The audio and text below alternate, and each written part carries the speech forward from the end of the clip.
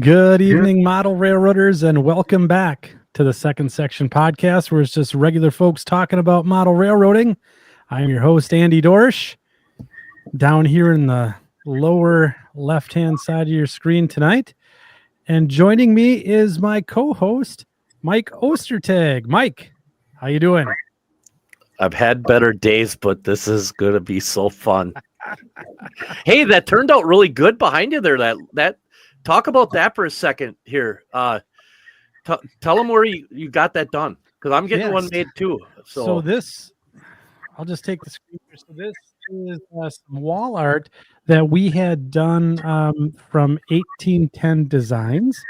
Hashtag not sponsored. So this is a beautiful wood piece of art that actually has got a little switch on it here, so we can turn the lights on and off and get them going. It's just really sweet stuff that they put out here for us, and I'm glad the folks at 1810 were able to help us out. So now it's flashing. It is. Now it's good. So yeah. So anyways, that turned out really good. My day has been crap, so this is gonna be a really good release and relaxation period for me, because I need it. I had one of those. Chris, stop laughing. I had one of those railroad days that 20 years from now, I'll be able to turn around and recount every single moment of it. And I'll remember names and locations and places and things that happened. And it's going to be one of those days that I wish I could forget, but I never will. Well, you ever have one of those days, Chris? I've had a few of those, yeah. Yeah, they're kind of nothing bad happened. It was just one of those days. It's just tomorrow's Friday. Yes. And you're surrounded and by I'm not in jail. There you go. And I'm not in jail. I was a good boy. I kept to myself. So see? Yeah. Did I almost kill someone? No. Well, no. In my mind, no when that's asked. No, I did not. No, there was no grade crossing accidents. There was nothing like that. There was no accidents, derailments, anything like that. It was just one of those days. I'm hearing you say that you were railroaded. Yeah. It started with getting on the engine and both the ditch lights on the front of the engine not working. And I'm finding out that it takes the light bulb. Well, apparently a lot, because both filaments were broke. So I got one changed, went to change the other one, and now the wire doesn't want to work. So it's like, okay, so we just left with the one. Am I missing a joke here? Like, how many locomotive engineers does it take to fix a light bulb? No, I'm telling you. Bulb? You know how hard it is to turn one of those engines around to get that screwed in? Well, Mike, we're glad that you're here with us tonight, and we're happy to have you. It's going to be a fun night here on the Second Section podcast tonight. Our friends from HomeShops are back in the studio with us this evening, Chris Palmieri and Doug Watts. Is Doug Watts not the most sharply dressed person in all of model railroading? I don't know. Look, is he wearing HomeShops gear tonight? Is he wearing a HomeShops hoodie? Yeah. Chris and I sent each other an email, so we made sure that we had our hoodies on. Yeah, they're comfy too. I tell you, you guys are styling. Oh man, How come we don't coordinate like we're that? We're gonna talk about we don't. No, we don't. No. So, anyways, we have Chris and Doug from HomeShops back with us here for this is at least the sixth time, if memory serves me correctly. So they've been asking for the 5-timers jacket, and we're finally going to get some of those made up. I know we've been saying it for a while now, but they are in print, so we'll have to get some shirt sizes for Chris and Doug so that they can proudly wear the 5-timers jacket when they get it. But we have another returning guest. Jim DePola's here, gonna join us tonight. Welcome back, Jim. Well, thanks for having me back. Had a lot of fun the last time I was on, and looking to have more fun and trying to make Mike's day better. Yeah. It already is. So we have a few new people in our audience. Would you be so kind as to just give yourself a brief introduction to the section crew and what's your interest in modeling and what we're going to talk about tonight? So I guess you mean me. Oh, did I say Jack? I thought I said Jim. Oh, we started with me, but you said guys, so I thought, well, we'll just... No, go ahead, Jim. I meant Jim, and then we'll get to Jack. I'll make it very awkward. You guys will get used to that here pretty quick. I'm sorry. You're doing a good job, Andy. All right. Probably a good thing our names aren't both Jim, so that would really have it. Yeah. Jim. I've been a steel mill modeler, and I've been a model railroader since I was about 6 years old. And both grandfathers got me interested in trains and got my first train sets. Dabbled in and out of it for a while. I met Dean Freitag in 1989, and the steel mill modeling and that group just took off. So my layout is the Pittsburgh, Youngstown, and Ashtabula, and it's as if the P&LE still existed today. In modern form with wide cabs and everything. And really? 80s steel is on my layout. That's nice. So are the engines all black with the yellow door in the middle?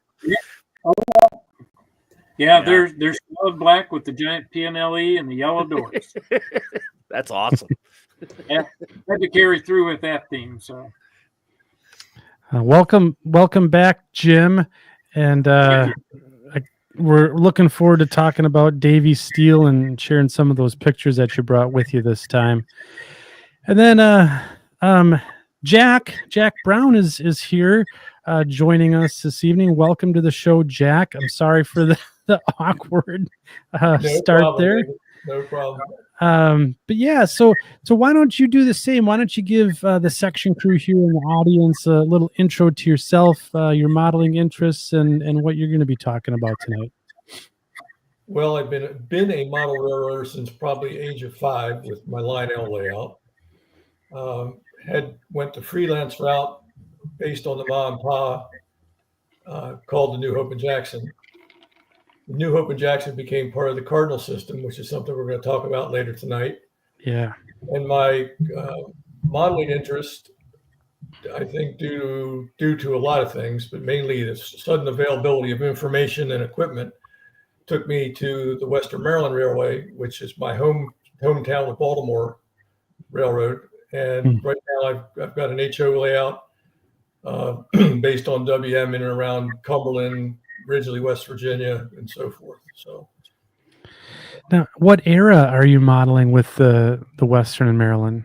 Well, I'm in the between 1969, 1974, the last of the second generation powers on site, and the chassis system has just begun with their paintbrush.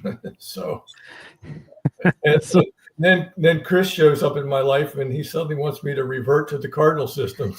So could be a huge major redesign here at some point, but don't think so. Well, I'd take his advice if I was you, but that's my personal opinion. So, Jack, welcome aboard. Looking forward to chatting more with you this evening about the Cardinal system, and then actually, taking a look at the Western Maryland. I saw some pics earlier, so I'm really excited to talk about that. Okay. Wherever you want to go, just lead me. We'll take you there. All right. I like that. That's good. That is, you are going to regret those words. Slippery slope. So I do want to just pass the microphone back to Chris and Doug. When you guys are here, usually means we got something in terms of a product to talk about. So and the wallet hurts after the show. the wallet is my wallet took 3 Advil before I got on here. And so how we're gonna do this tonight is so we're gonna have, I think, Chris, if you wanted to do it this way, and I thought this is what you had mentioned, but we'll introduce the car, the product a little bit, and just a little behind the scenes effort. We got a special edition of the short line of the show, and then we're going to be talking about the Cardinal system, Western Maryland, and Davy Steel. I thought that's how we were going to round the show out tonight for all of our folks here. So, Chris, does that sound good to you? Yeah, that sounds good. And with a little twist for a brief portion, I think we'll also turn Mike Ostertag into a guest.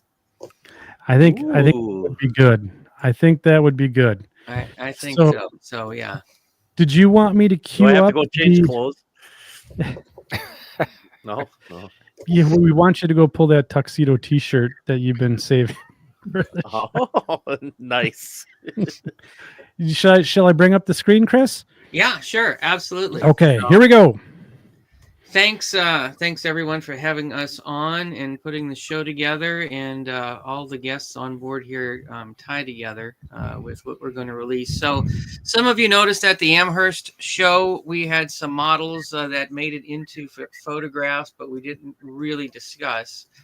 We received samples from 3 different manufacturers of things that are in the works and coming, and I believe the first of which is going to be our Berlin Mills boxcars by Rapido, or PCNF 5317 boxcars by Rapido. So we're doing those in 4 road names. And I don't know, the gentleman to the left, he found one of the shells that I didn't really publish at all. And it looks familiar, I think, for folks who are fans of the show, that tan and green. So it was great, Amherst. Man, Doug helped me out a few times, and he came over about noon from another desk, another location, and he was by my side for about an hour and a half as we were talking to people before I got to pause and say, "Hey, Doug, Yeah. how are you doing?" So Amherst was just a blur, and but it's time to announce one of these cars here. So yeah, Doug was a great help at Amherst. It's about the one time a year I get to actually see him in person, since he's up there in Pennsylvania. So it's a great event for us. So without further ado, we've got the Berlin Mills car in 4 road names. The Allagash, which I think doesn't need too much of an introduction, and I don't know if it's announced here or not, but I think you gentlemen on the second section are going to have a podcast that's going to be devoted to that. So we won't hit too heavily on it on this podcast because we have plenty to talk about. But we did work very closely with Mike Confalone of the Allagash, now the Androscoggin in Western Maine. And one of the things we like to do here is be as accurate as we can with the colors. And this is a photograph that was sent to us by the factory. And the center of the photograph is a paint chip that was painted by Confalone himself. And we sent that to Rapido, and they sent it to the factory. And this was a photo the factory sent us of their match of the paint chip. And we gave it the thumbs up. And in show lighting, there's the sample car that I had received just a few hours before this photo was taken at Amherst from the enthusiastic folks at Rapido. So that was a car that made it in the number photos. So Mike's Ostertag, the next car that we haven't advertised is this one. I've never heard of the Farland Terminal. Have any of you guys heard of it? Daily. I hear about it daily. Looking at Mike over there, he's kind of wearing the colors, it looks like. A little green and a tan. Inverted. I'm wearing, and I have Farland Terminal gear on right now. So, there's a lot of levels of freelance opportunities. And what we really like about what Mike's doing with the Farland Terminal is A, it's cool. B, he's woven it into the podcast and his own Facebook page. And I think there's a lot of folks that would just want to have this car. So one thing about pre-production samples or early samples, some of them do not come as completed cars. They're completed now, but we got a Farland Terminal shell at Amherst, and you can see the logo wrapped meticulously over the ribs of the car, and the colors in person. It's spot on. So we'll interview Mike here and see if we can learn a little bit more about the Farland Terminal in this format. Then there's this car. When we had Jim on last time to highlight the Davies Steel coil cars, we gave a quick snapshot that this car was in the works. Southridge Line's Cardinal System car, and this is part of Dean Freitag's creation. And we had this sample. It was a complete car that was given to us. And Jack, you saw a picture of this car online, or somebody sent it to you, and it caused you to reach out to me. Is that right? Right. I was at home that Saturday, was not at the show. My good buddy Greg Schindeldecker was up at the show, and I'm looking, I think it was an RMC Facebook post. I was back and forth on some couple different things. And I saw this car and I went, who did this? Because this took me back to 1980 something. And I said, this is really cool. So I texted Greg and I said, go over there and buy one of these cars for me. And so, he texted me back. He said, it's a pre-production. They're not for sale. And I said, it'll be introduced soon. And so I said, well, who do I talk to? And he said, well, you want to get a hold of this Chris guy. And so next thing I know, I'm on your Tuesday night thing, and we're talking about the Cardinal System, the Southridge, and all the stories about Dean Freitag. So it's kind of fun. And then I also met Jim and didn't realize how closely he was associated with Dean, and that was kind of fun. So that's why I'm here tonight, I think. Yeah, that's it's really amazing how this HomeShops journey has just allowed us to cross paths with folks that we never would have imagined. We really do try to include the road owners in as much of the process as possible. And of course, Dean Freitag has passed. All of the Cardinal Road owners have passed, except for Jack, but I didn't have an introduction. So this project here has fostered that introduction. And man, who better to have to talk about that than one of the road owners himself and help introduce us. So Jack's provided us with quite a few images, and we'll get a glimpse into this world here. So what was Jack? What was your impression of this car when you saw it the first time? Was it like? It was like spot on. The Southridge lines in the bold typeface that you guys have on the car is so Dean. I mean, I don't think the font size was big enough to satisfy some of the things he wanted to do. And then what you did with our little Cardinal logo was just amazing. And I'm thinking, where did they get the artwork? And then I met another one of your cohorts who was like instant artwork equipment. And I thought, well, this is pretty cool. So, yeah. And I like the fact that you put all the different reporting marks on, and the Southridge reporting marks were highlighted there in the logo. That's a touch that we thought would really add a little bit of class to it, and maybe lend some creativity to future Cardinal System cars. So there's 5 roads. And we put the reporting marks of each underneath the Cardinal System logo in black. And we thought we'd highlight in red the one for the car. So this is a Southridge line and the car. And that's what we did. So, yeah. So I'm just really excited that had we not gone to Amherst and had we not designed this car, we would not be talking to Jack and would not have gotten to see some of the stuff that he had before. So this is going to be exciting. It's a sweet looking car. Yeah. Mm-hmm. I like that a lot. It's an awesome car. I mean, it's just. Yeah.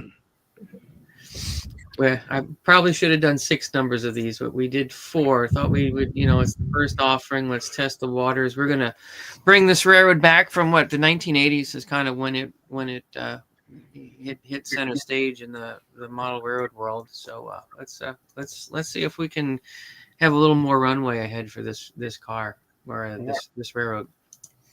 And the other car we received a shell of was the V&O, and I talked to the McClellans about the show here, and they're excited about this car. And I said, it gets a little crowded when there's more than 6 faces on the screen. So I think they may be watching, but the V&O car, of course, is just gorgeous, and it speaks for itself. So that is our announcement. And now, if you go to the HomeShops website, there is an advanced purchase page is back up and live, and all of these cars are available.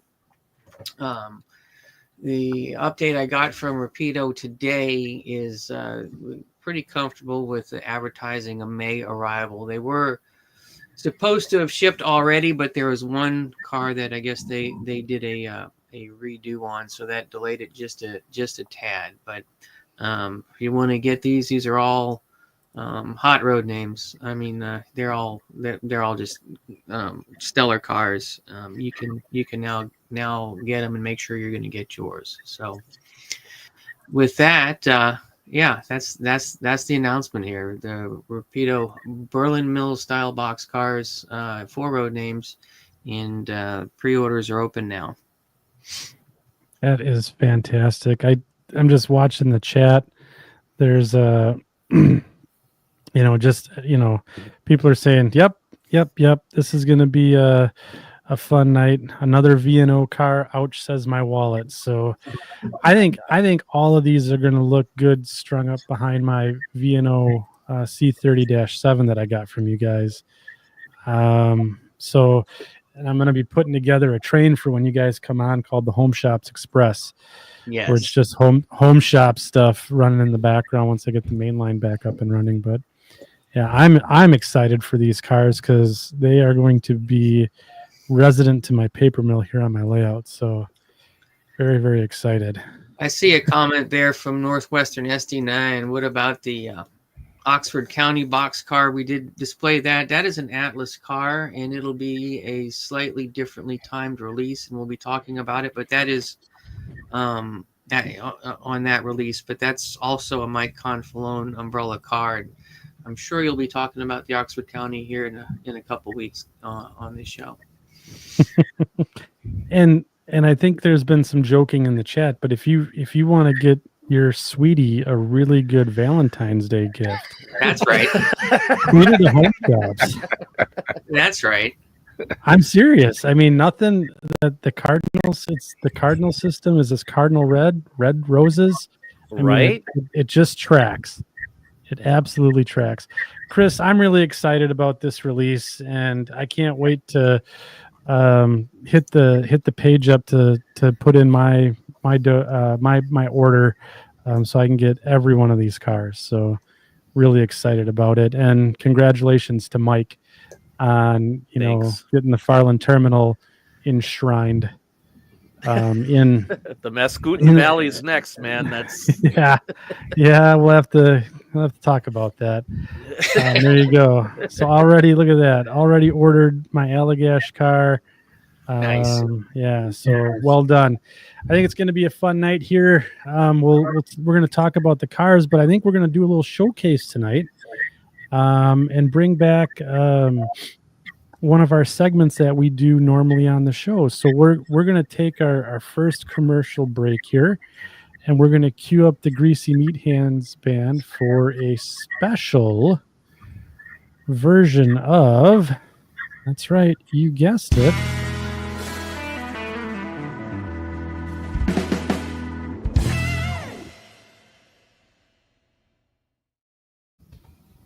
we are going to do a special version of Short Line of the show. And no better person to talk about a short line, or their personal short line, than Mike Ostertag and the Farland Terminal. So, Mike, Hi. how about you take us through? I've never been more nervous to do one of these ever in my entire life. Yeah. Yep. This is it. This is it. We're gonna test your metal. No, I have something to say about that.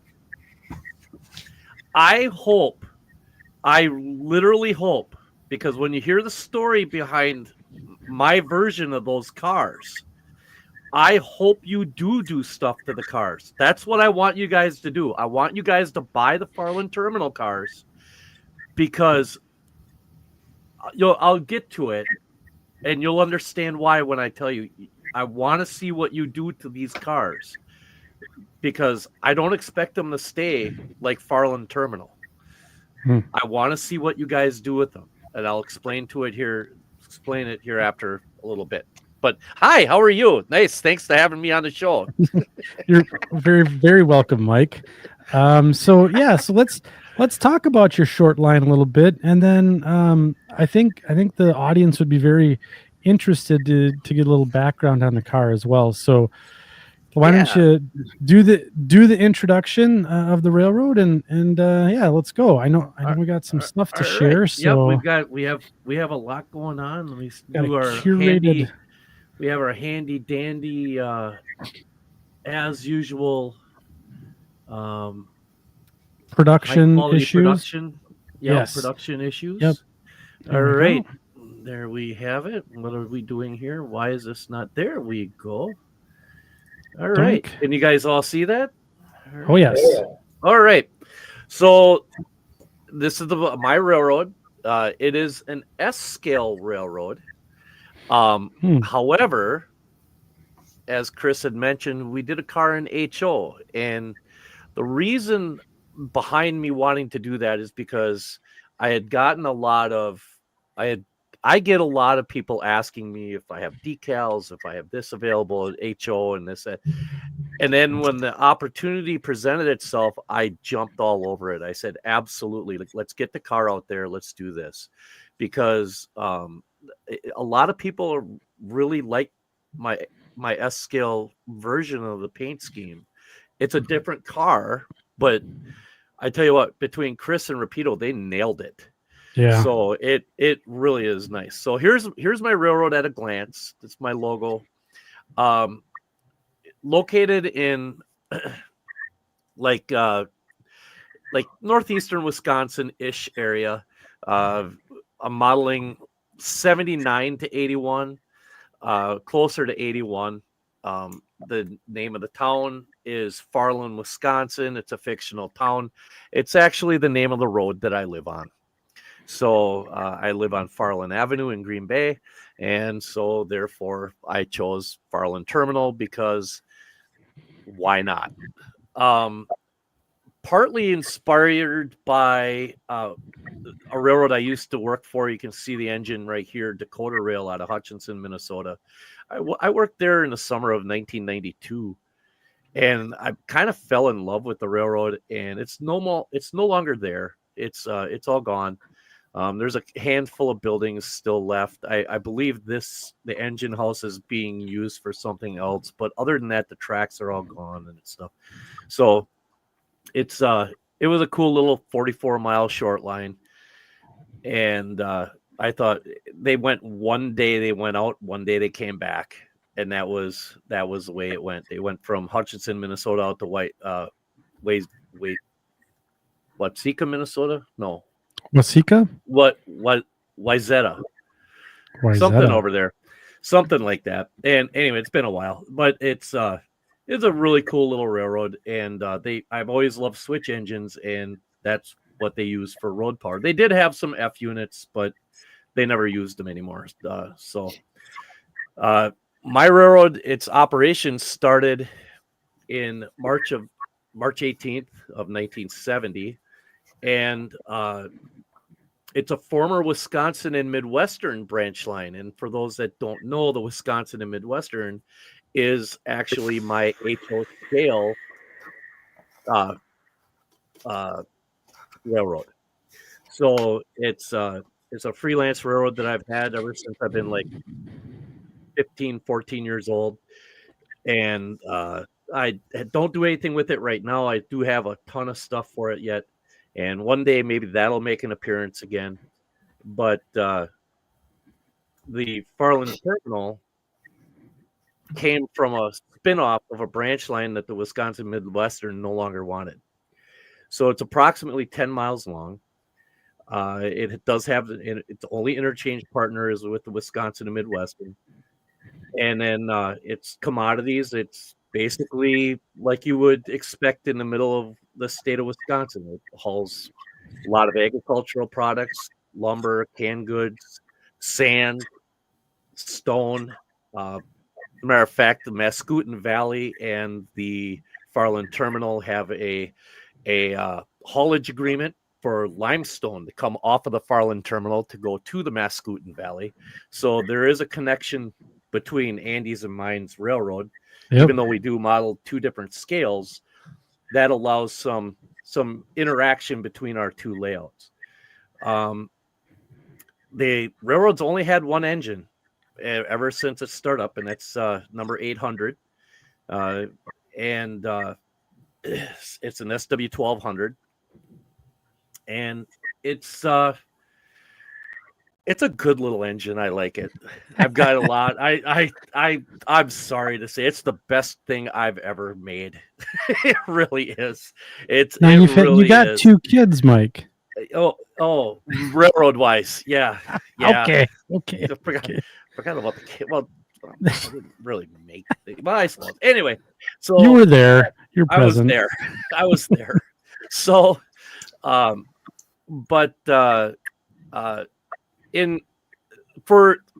get into the beef of the boxcar thing here, quick.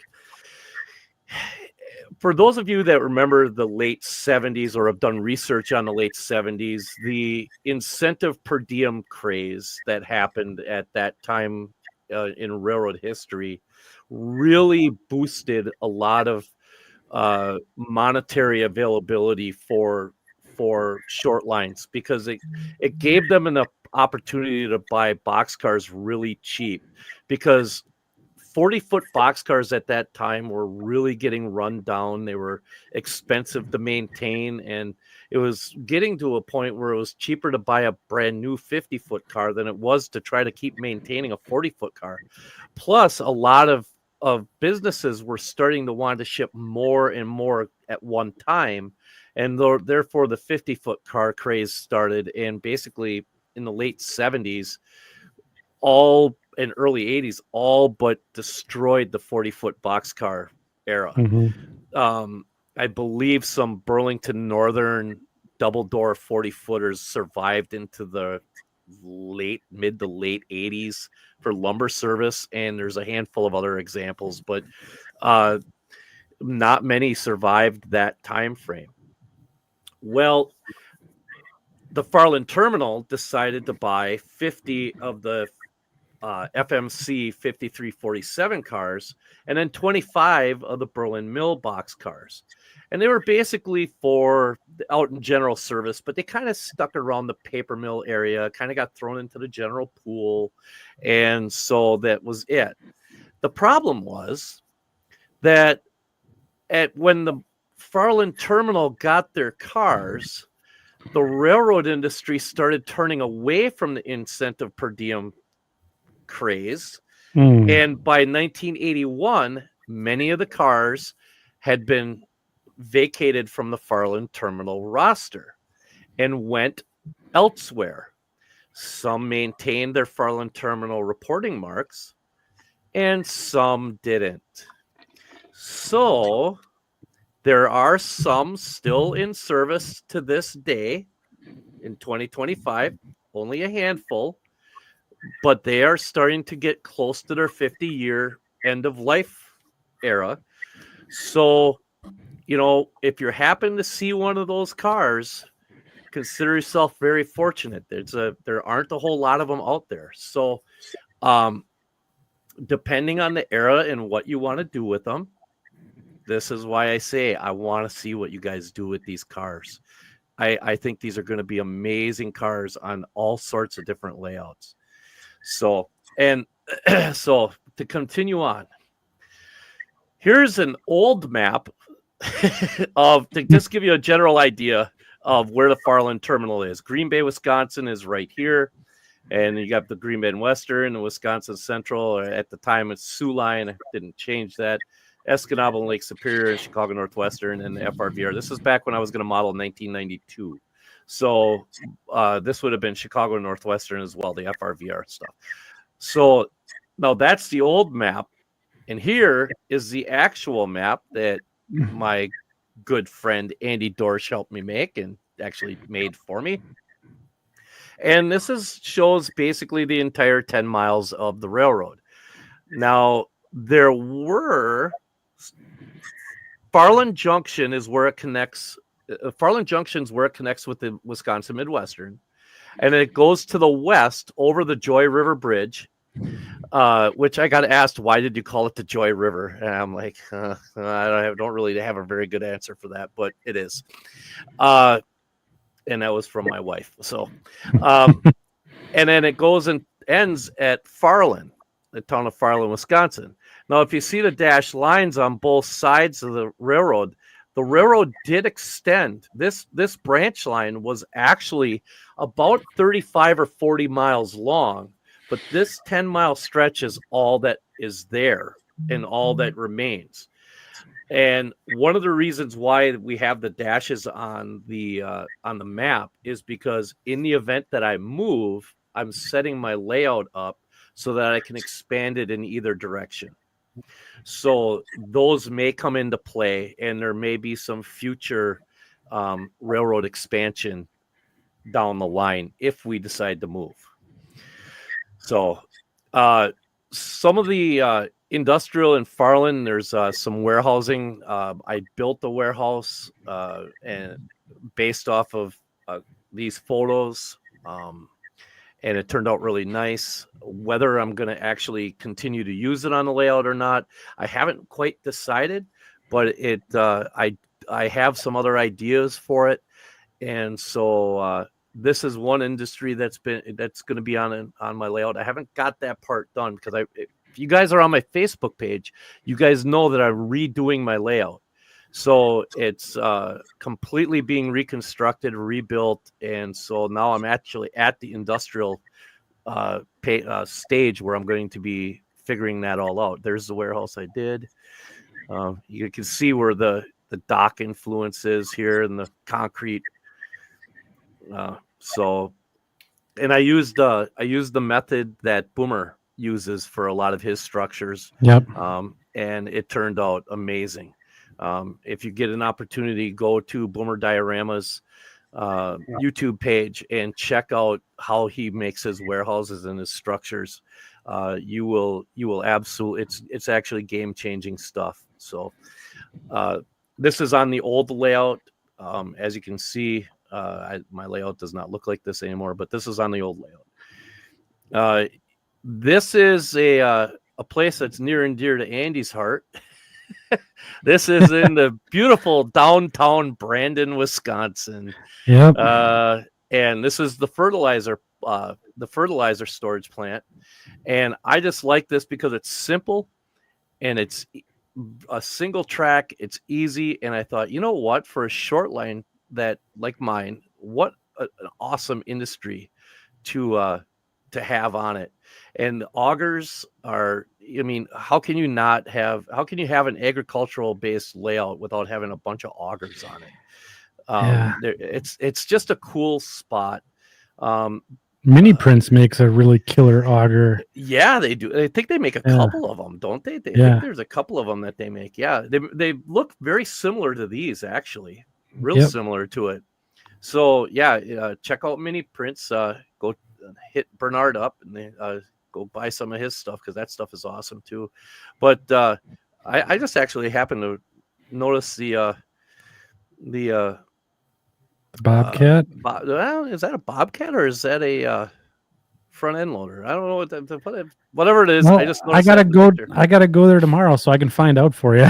Yeah, there you go. Yeah, cool. The meat market's right across the tracks. So. Yeah, the meat market's like right here, isn't it? Yep. Yeah.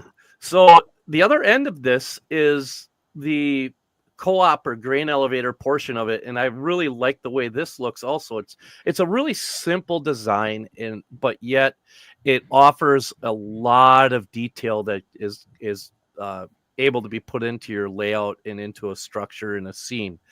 And with Kevin Tully from Tully Models, their his stuff is spot on for all of these things. So it's just incredible. So go check him out. And this is really going to be the signature, one of the signature scenes on my on the layout is going to be the grain elevator, and it's actually going to be towards the end of the layout. So I'm looking forward to it.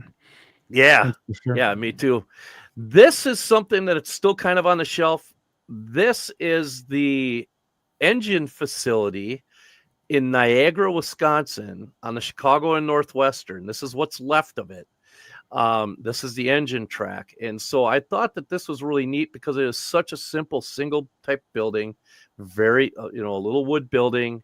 It has some, it has it had a fuel stand at it at one time. I've got other pictures of it, but it's just a very simple, very cool looking little structure. And you can see the tracks right here. And this is where the engines on the Chicago Northwestern would be kept overnight and between jobs. So yeah.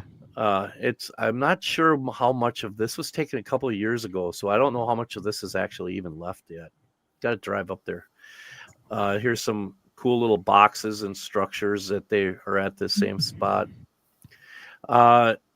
Those are all mini prints items that should be on the catalog. Yeah, like all of those.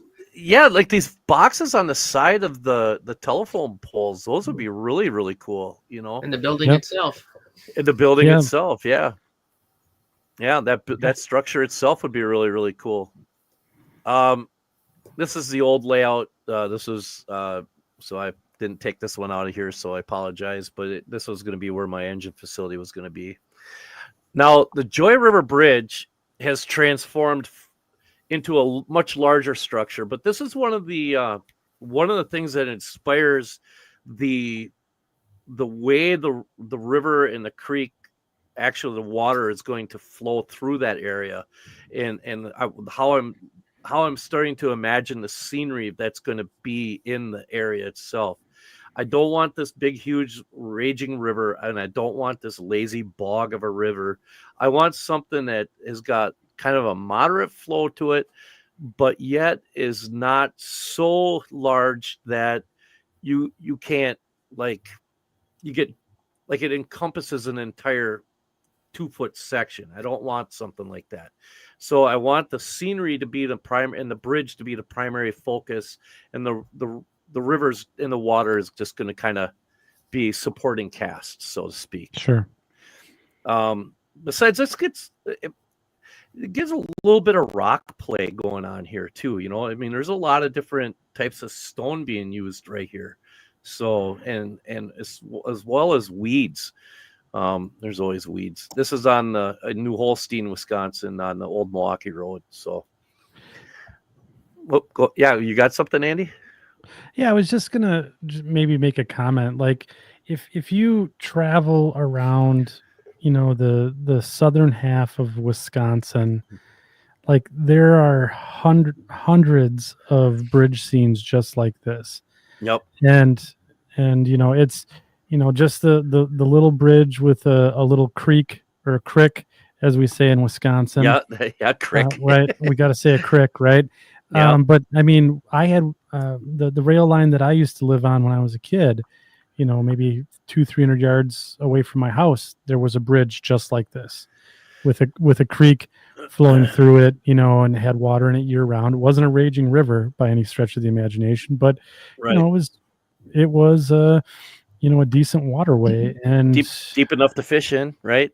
Yep. We would fish for little. What was it? We had chubs. There are fish called chubs. They're just like little rough fish. Yeah. They congregate under the bridge, and we'd spend hours under there. But yeah, so this is really cool, and I think you're really capturing. These are the details that give your layout plausibility, right? think that's one of the Yeah. things that we wanted to kind of circle back to was you're gonna need all of this stuff on your layout to make it look like Wisconsin. Yeah, and that's the thing and that's the hard part about being in freelancing, right? Is because of the fact that number one, it's hard enough to get people to believe that your fictional railroad actually could have possibly ever existed.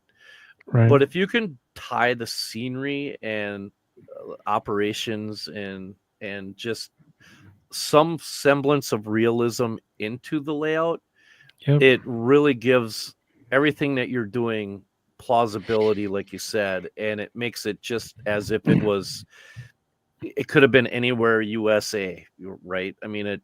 it could have actually existed. And there's so many freelance model railroaders out there that do such an amazing job at that. So this was the old bridge. I should have taken this out because the new bridge is really rocking. The new bridge is really nice. It's on my Facebook page. If you go and take a look for the bridge on my Facebook page, it's all scratch built. It's all from dowels and stick lumber, and it is structurally sound. It is operational. It's being used as of right now. So, but one of the industries, and this goes into part of what the Mascoutin Valley and the Farland Terminal, our joint endeavor with limestone. These guys are doing coal and other stones, but this is basically the way that the cars are going to be loaded. And then I'm also going to be loading sand, and the sand will get loaded very similar to this. Now, these are more modern day, obviously, but it's a very similar operation back when I'm modeling in 1981, except for much older equipment. Now we'll get to some of the fun stuff. This is the Farland Terminal SW1200 number 800, and for many, many years it sat black with an orange stripe on its cab. And my friend Chris Holschbach gave me a couple of O-scale figures, so I thought I'd stage something like this to look at it as if this was me, even though I'm not blonde. And I'm sitting there looking at the engine going, well, now what do I want to do with this thing? And if you look real close, I actually have ghosted Norfolk Western, the NW, on here to give it a little bit of heritage. And how I did that is I just took masking tape, made an N and W logo-ish type thing, and then I used dull coat over the top. That's all it is. That's all I did. There's nothing more to it. I removed the tape, and that was the result. Yeah, it was something I wanted to try, and that's the way it turned out. Clever trick. So thank you. It says 1988. That's because I was going to buy model 92, but in the late 70s, it was painted this into its current Farland Terminal colors. And it's funny because I made this paint scheme up. I literally had nothing to go on. I just thought this kind of looked cool. I used a Trainiacs, and I kind of made a thing out of it. I painted it online, and I'm like, oh, this is going to be kind of neat. Then I believe it's my buddy Robert Frischella said, hey, there's a railroad that has your exact paint scheme. And I said, what? Yeah.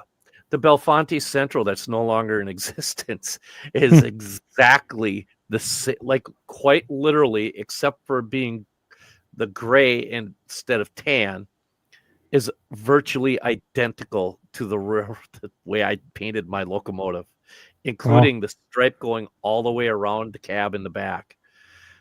And I'm sitting there going, holy cow, how did that happen? I don't understand how that even happens.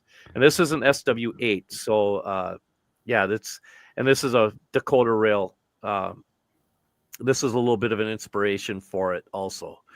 But I thought this was kind of, look at the way that looks. And then it's like a dead ringer. Anyway, I think I like yours better. Thank you. It's yeah, it's kind of cool. Not sure what happened with the program here, but the this is my Facebook group, Farland Terminal Railroad. Just go to Facebook, look up Farland Terminal. It's I post on there 2 or 3 times a week, sometimes every day. Sometimes I might go a week without posting anything, but you're generally going to find me doing something on there. And if I see something online that I think is interesting, I'll actually post that, even if it doesn't relate to my railroad. So come and, love to have you. I think I'm at 470 some members right now. So what is going on here? Oh, here's the boxcar. I know I'm all over the place because this thing is going all wonky on me. The boxcar, this is the original iteration of the boxcar. It was going to have a plate on it until I went to work one day and I actually saw a boxcar that had a plate on it. And then I realized that my logo was too big to actually fit on the side of the car that I wanted, because if I had a plate, the plate would interfere with the door sliding open. Yep. So I removed the plate and I put the decal on over the ribs, and I am so happy I did it this way. The original thought was that there was 100 of these cars, and then the first 50 were going to have a green door, and the last 50 were going to have a tan door. That was to differentiate different type of service, but I just changed that to everything gets a green door and they're in general service.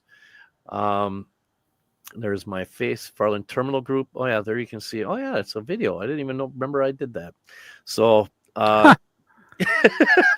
so other than that, I can, yeah. So now I got to get rid of that. So that's that. Now, if just bear with me for 1 second. Here is my SW8 or my SW1200. Now, what's really cool is here is my S-scale boxcar that Chris and I went and based the Berlin Mills car off of. And if you'll notice, the number is completely different because this is an FMC car. Well, it's a 9405. I did something kind of cute. That's the year and the month my wife and I got married. So I decided to honor her with the boxcar and our marriage, because she's put up with this garbage for how long. And tomorrow's Valentine's Day. And tomorrow's Valentine's Day. I know how much more awesome is that. But if you've been on my page, on my Facebook group, you guys may have been seeing me do this. Oh yeah. My lone caboose. Now, I've been asked a couple times, why did I choose the 101? That is a tribute to the last Green Bay and Western caboose I ever ran on, and the last one that I've ever in Green Bay, transfer caboose number 101. It got wrecked, the frame got bent, and it got scrapped. But it was one of them that I worked on a regular basis on the Green Bay and Western. So I thought, I'm going to make my Farland Terminal caboose number 101. So, and then, that's it. And that's the Farland Terminal, guys. Hop on, get over to HomeShops, buy up the Farland Terminal cars. I want to see you guys and want to see what happens to these cars after 1981. Well, so, I went and bought all 4. Just one set? Well, yeah, I mean, just one set for now. What kind of friend are you? Well, better than Ray, apparently. He ordered every car except the Farland Terminal. See, that I would expect nothing less than that out of him. Thanks, buddy. Well, so it looks like the Farland Terminal cars are all sold out. Greg McComas bought all of them, and he's going to patch them Michigan Interstate. You know what? That wouldn't surprise me either. That doesn't surprise me. I know for a fact that there's going to be at least 1 or 2 with Michigan Interstate on it. I know that for a fact. I know it. So Tim Moran does have a question. Will your FT transfer caboose be a true caboose or a shoving platform? Yes. Yes. Good my answer. railroad, in order to, I forgot to mention the operations. So you're going to basically start at Farland Junction. You're going to have to, the interchange is opposite direction of where you need to go. But the end of the line at Farland, Wisconsin has no runaround, has no siding to it. So it's the main line in a series of industry spurs, and they all are facing point switches heading into Farland. So the caboose will be used basically as a shoving platform on the way to Farland and a caboose on the way back. And you have a proto throttle as well, right? I have a proto throttle, yes. And I have the 800 is actually set up to go no faster than about 9 miles an hour. That's cool. So you can cool. go over about the fourth notch. Anything from the fourth to eighth notch, you get nothing. You're just making noise. You're not going to go any faster. And I have a couple of things also that are in the works. There's the I have the interchange in the box, or the interlocking in the box from Iowa Scale Engineering. You're going to have to stop and wait for a signal to time out. You're also going to have to stop and wait for and flag a crossing, because the track is in such bad shape. I can't afford the signal maintainer. So, I mean, you got to stop and, flag across the crossing and wait for the lights to go on. And there's many things that are going to slow you down on my layout. So that's good. That's really good. Yeah. So, and that's it. That's the Farland Terminal. That's your short line of the show. That's the short line of the show. Can I come back to being a host now? Yes. Yes, Chris. I don't like being a guest. That was weird. So why don't we do a little transition then, Chris? Yeah. So we'll put Mike back in the host role, and you can help me segue here. So we're going to start talking about the Cardinal system, as we displayed those cars this evening. So how did you? I've already forgot the outline of the show, but did we want to talk about? I guess we can bring it up, and I guess we'll get Jim and Jack engaged here. If you don't have the pictures, I have the pictures, so I'll let you drive for a little bit, okay, Chris? Yeah, sure, you bet. And Mike, thanks. I was a little intimidated by having to maybe consider having to interview you, and you did it yourself. So thank you for that. Nicely done. Hey, I'm open to anything. I'm open to anything anybody wants to ask me. I'm listening. I'm just answering. I'm answering a question at the same time about, is the railroad still in existence? I don't know how to actually answer that. There have been threats.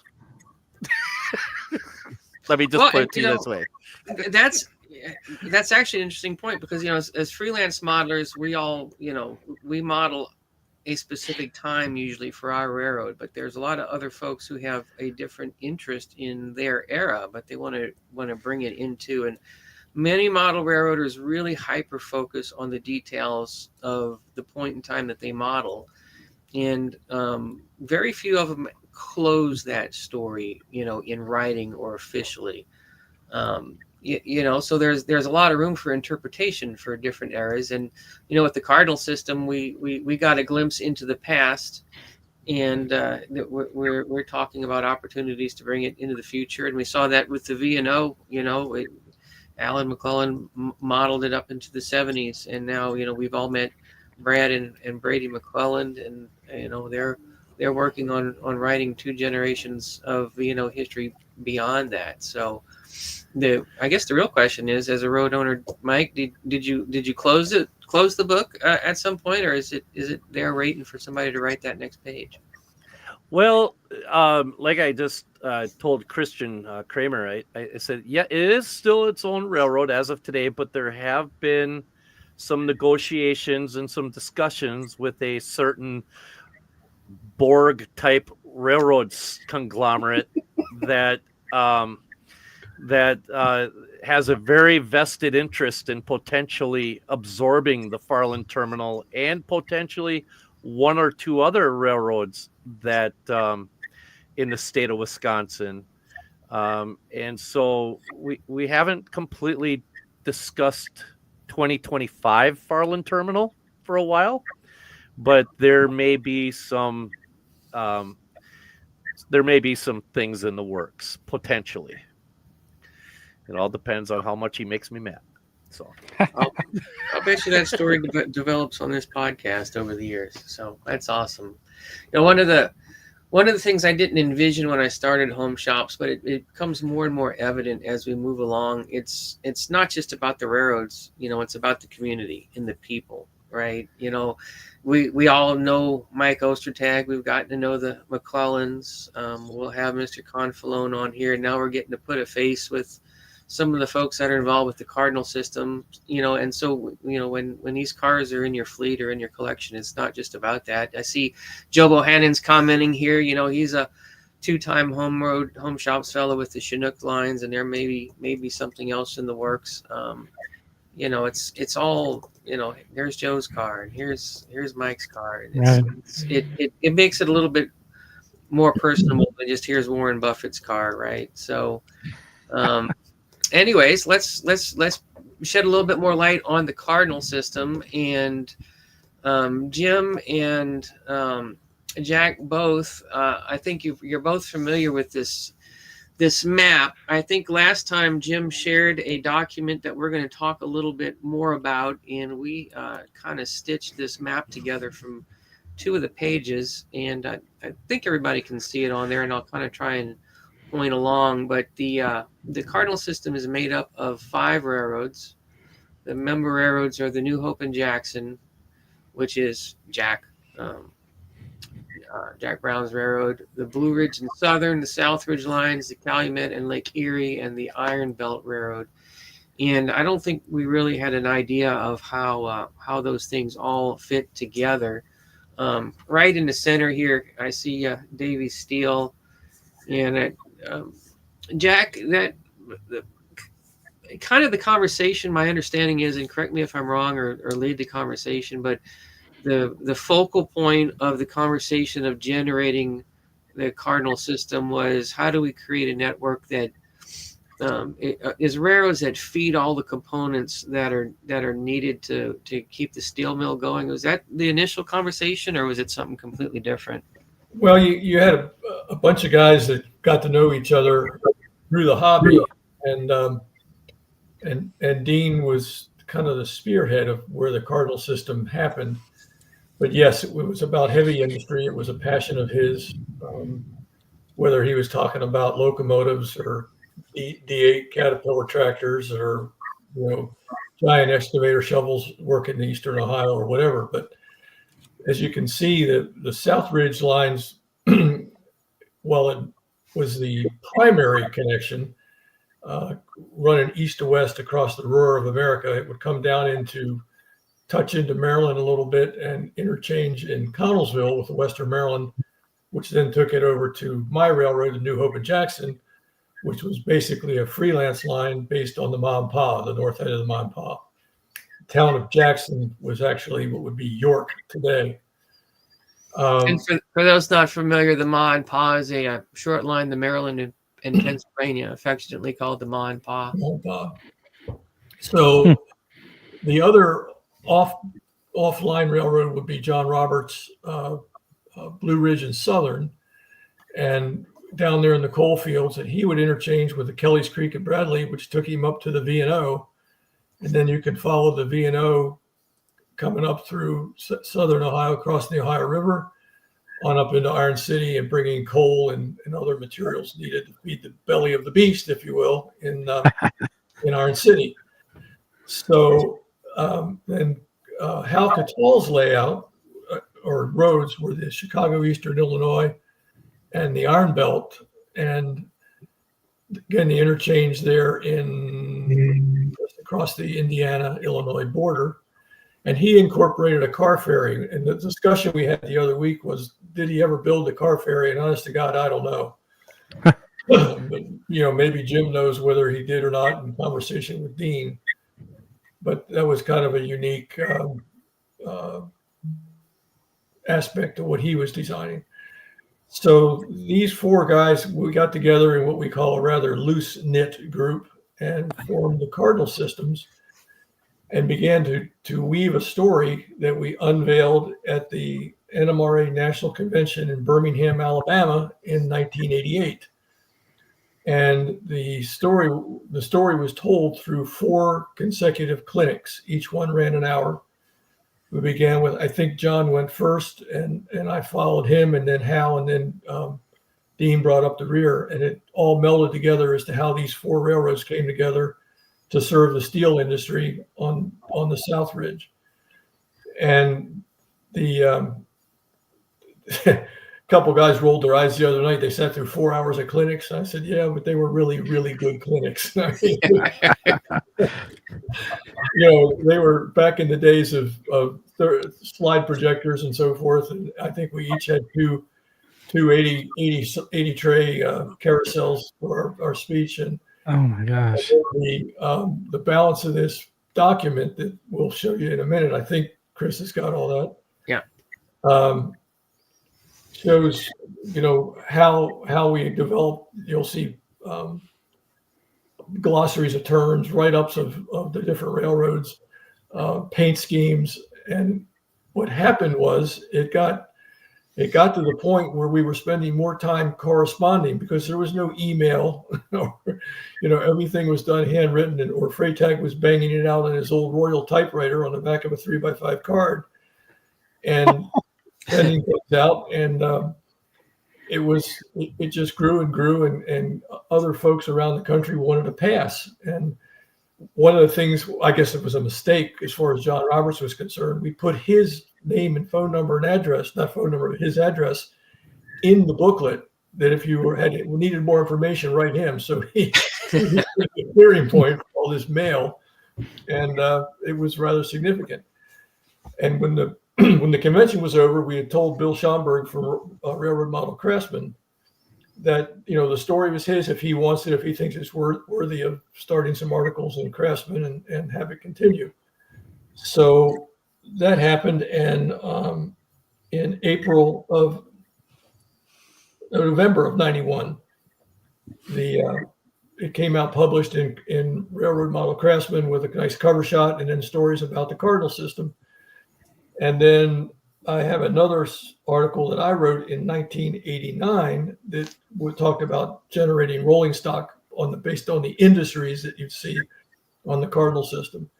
And I know there were articles in between there, but they've gotten lost in the shuffle somewhere. But Chris came up with the original copy of a Craftsman post haste after finding out what he needed. It appeared, 2 days you had it or something? It wasn't very long, and you had it. It showed up pretty quick, yeah. Yeah. So you just kind of have to, absorb this a little bit. But there's a lot going on here, and this was the time period where Alan and Tony and so forth, they were getting together, and the Appalachian Lines was being formed, and there was mergers going on all over the country. So we kind of got wrapped up in that and figured, well, why not us? And let's really develop a thought. So this is a little bigger railroad than what Mike is building, but Dean always said that the only one that had an aircraft-sized basement that pulled something like this was him. That the average guy really, could only build a section of it. And I think that's what, I built a small section. John Roberts built a small section, and Hal had some stuff that he was building. And, we were friends till the day they died. And, I think about them often. And when this freight car popped up in Amherst, I went, what in the world is going on? And, well, it's possible, So. It's awesome to be part of this story and to hear it in your words. When we looked at this this map, we often the conversation comes up of, where do these cars, where would they be found, and what do they do? And it's easy to laser focus on, a location or a small system map. But as we look at the interconnectivity of these 5 roads and how it's connected to the V&O, which is, the Appalachian Line's 3 more roads, you start to really look at the rail network as a much larger structure, and you consider all the origin destination pairs that freight might be way-billed to and from. Jim, the Davy Steel Mill right there, in the center, that wouldn't be stuff that's just gonna land on your version of the P&LE, right? Those cars from that steel mill would end up anywhere in North America, wouldn't they? Yes, they would. And South Ridge Line's cars, is Mike talked about the per diem nature of these box cars. Any one of the V&O car, Allagash car, the Farland Terminal car, a Farland Terminal box car and per diem service will get just as much North American rail network exposure as a Southridge car or a V&O car, the way that Right. that goes. And we were as we were kind of talking about the car ferry, someone else that was on the car call mentioned, in before deregulation, some shippers would choose slower, longer, circuitous routes to give them more time to, sell the product in the car that's traveling at a higher price. So there are just all kinds of stories that would justify circuitous long routes, back in that time period, that we just don't even think about today because so much of it has disappeared. And this provides a glimpse into that past. So I don't know, maybe there'll be a few other times throughout the show here if somebody has questions about the map or we need to revisit it for bearing, we can do that. Any of you fellas on here have any thoughts or comments about the map? Doug, I know we talked about it at length. Was there anything that stood out to you? Yeah, I think when we look at this, Chris, and everybody in our audience as well, when you look at this, it gives believability, because I know I've had the opportunity to talk to a number of very creative layout designers and general managers of proto freelance, and sometimes there's a question about, does it seem real? And when you look at this map, yeah, it's definitely, it gives it that believability because of the territory that it covers and that the railroads that it interchanges with. Speaking of interchange, we didn't take shots of each individual page of the initial article, did we? Just have the cover shot. Yeah, just a cover shot of the article. And by the way, for those interested, you can find plenty of them on eBay. It's the April 1989 issue of RMC that has the introduction. Again, April 1989 RMC. There's available issues available you can find online if you want to grab it. There's a great photo, a color shot of the town of Jackson, and a Western Maryland RS3 is taking interchange out, and New Hope and Jackson locomotive is in the background. And the really hysterical thing about this photograph is when Schomburg showed it to me, he said, "What do you notice is different?" And I'm looking at it, I'm looking at the locomotive, I'm looking at the cars and everything. And I said, "I don't know, it all looks just fine to me." And he said, "Well, where's your basement window that was in the middle of the sky?" You're looking at the early days of photoshopping, and he was able to do that to one photograph only. In the entire article.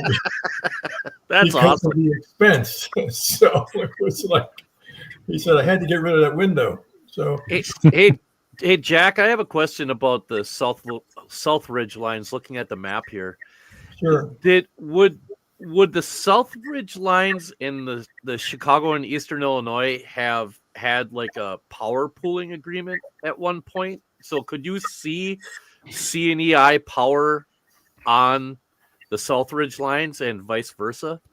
knowing Dean as I do and as I did, you were liable to see just about anything on the South Ridge lines, from cobbled up Athearn locomotives with different cabs and dynamic brake listers and patching out paint schemes. If there's something that struck his fancy, then it got painted and it would run on. And he sat there with four, I guess he had four, was it four, Jim? Marnestats, good old Walther's Marnestats. Yes. Power him up, Yeah. He also had a SD30 that he custom built. And there was only 2 of them ever made. And it is really neat to see an SD30 painted orange with Miller Freetag Engineering is what the company was. Yeah, and MFE. You can put those letters together however you want. But yeah. So there is one downstairs on the layout. It's actually in a display case because there's no way I could fathom putting DCC in this locomotive and messing it up. So it's in a display case. The other thing that the initial article shows that I don't think we'll have tonight to see, but it outlines traffic patterns of in and out, inbounds, outbounds on the South Ridge lines to the steel mill, Blue Ridge and Southern, empty hoppers, steel fabrication, and so forth, moving back and forth. We justified it because at the town of Jackson, there was Jackson Steel Fabricators, was one of the industries. So they would get sheet material in, and actually what they ended up building was building replacement covers for coil cars, because Davy Steel was a big customer of ours, and we built those special for them. So there was, somebody else asked, did we ever actually change cars? And I don't. Yeah. Even today, there are still Cardinal System, New Hope and Jackson cars floating around on my layout, and I don't know that we ever, took them back and forth. But there was, in the mid-central region of the NMRA, custom cars were a huge division money raiser, and Division 7 and Division 3 have done a yeoman's job on V&O cars, and we did a lot of the local cars in and around the central part of Ohio, Columbus Model Railroad Club, and different railroads that were freelanced. And Jack, your component, the New Hope at Jackson, there was a specific role that it played with regards to feeding Davy Steel. Is that right? Refractory products. That was our big money maker. And of course, the first thing we had to do was figure out how to build beehive kills, which we did, and I still have them. And we'd get refractory sand in and components in for casting the bricks, if you will, because everything within Freytag's plants, whether it's a bottle car or a furnace or a ladle, is lined with some kind of refractory material. And all that is very, very specialized products. I ended up somehow with several books that were like master's studies on brick making and refractory products. This hobby can take you in strange places, and that was, I kind of missed that in my business school in college. But anyway, it's. So, Chris, I had a question. Yeah. So, as I'm looking at the Cardinal system here, can we zoom in to where Jack's portion of it would be? Yeah. Right there, that little line right there. Yeah, it doesn't look much bigger than mine. Well, it's a few miles long. No. It's basically the railroad itself was the north half of the Maryland-Pennsylvania Railroad, which ran from the Maryland-Pennsylvania state line up to York, Pennsylvania. And York is all the switching in York is now handled by York Rail, which I think is now Genesee and Wyoming gobbled that up. So, but and you had just 2 switch engines on the roster. At the time, so it's That's all they had. It's all you had. But you know what? It's kind of, we've alluded to Greg McComas and whatnot, but this is an example of a network that has two components that aren't physically connected to the trunk, just like that. And they were thinking like that long before Wadco and Genesee and Wyoming and other companies started collecting disassociated pieces of railroad property and running them under one umbrella. So it's a little advanced in its time in that regard, I suppose. Yeah. So then it connects, if I read that right, the Western Maryland to get to the that's Wrong one. wrong way, Jones. I clicked the wrong one there. See, he's learning. He's learning. You are now an official part of the second section technical team. Jump right in, Mike. Pick it up wherever you want. Yeah. No, that's good. So then, Jack, it connected with the Western Maryland. Is that correct? Yes, at the town of Jackson, which came off the York subdivision down to Hagerstown, from Hagerstown out to Connellsville, and then would interchange with the South Ridge at Connellsville. Wow.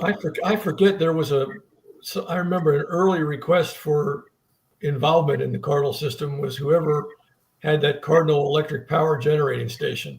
I don't know. I don't remember who that was, but they got a branch. So, wow. It was our railroad, so we could, give changes or whatever. And remind me to talk about that at the very end of this podcast. A lot of people ask, where did the name come from? And we realized that the states of Ohio, Indiana, and West Virginia, where 3 of our 4 railroads all had the cardinal as their state bird. And so that's cool. Cardinal system. So no wives involved in that. Awesome. That's clever. That's really neat. That's a cool way of doing that. That's really neat. The way that you guys set this up, if you had no other exposure that this would be a freelanced make-believe model railroad system, you would, just looking at it, you would believe it's the real thing. And especially with all the documentation that you guys put together on it. It's not like it's just, you just made a map and away you went. There was more to it than that. Well, I'd like to think so. We put some time and energy into making it work. Yeah. Chris, did you want to bring up a couple of the pictures that go into the details? Because I got to see some of this pre-show and I thought it was really incredible how, you basically had a Cardinal system handbook for all the railroad owners. Right. And I thought that was so cool. So this is the detail. This is where we get into the details of how you draw it all together. Exactly. So, and this, you guys had published this as a. This is the handout for the clinic. If you went to the clinic, you got this book. Wow. And so this is we pulled that map we were looking at. We stitched it together so that we could look at the system in one piece. But it's got basically an intro to each of the road owners and the components. And Jack and Jim, both of you gentlemen are familiar with this document. What are we? Who would have presented this portion here? Well, if you look at the coal mines and tipples, John Roberts did that. Yeah. And then the brick and tile industry, I did. Okay. And the mill locomotives and related power was Hal. Okay. And heavy industry and the model railroad was Dean. And each one of those would have been basically an intro to each one of your clinics. Then basically, that's what y'all focused on. Right. Exactly. Okay.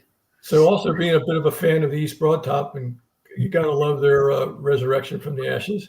Oh, my goodness, yes. Yeah, and so I did a quick sketch-a-roo of Mount Union silica brick and also Ironton, from Ironton, Ohio, where the Ohio Southern ended up down there with Henry Ford's Railroad. and with a smaller setup, but it gives so people can at least have an idea of the components of a plant that would produce what my little brick plant was producing. That is cool. And then a cross section. And a good friend of mine, Paul Klein, who also lived in Columbus at the time, we developed a way to cast beehive ovens out of plaster. And so we built a whole industry around the brick and tile industry. Man, this was a long time ago. So was that so that brick plant, how long would that have survived into, like, how close to more modern eras, or would this plant have been rebuilt at one point into more modern? If we get to some of the pictures I sent Chris, there were the box cars you guys have been talking about were in the loading tracks of the. We can get there pretty quick, I think. So we looked at this a little bit before, some locomotive diagrams from the component railroads. Of course, Davy Steel has multiple paint schemes. Real quick, that's a traffic flow. Tell us, basically, this is car types that would be needed to support just the Davy Steel mill, or for the whole railroad? Looks like just for the steel mills. Yeah, for the mill. Yep.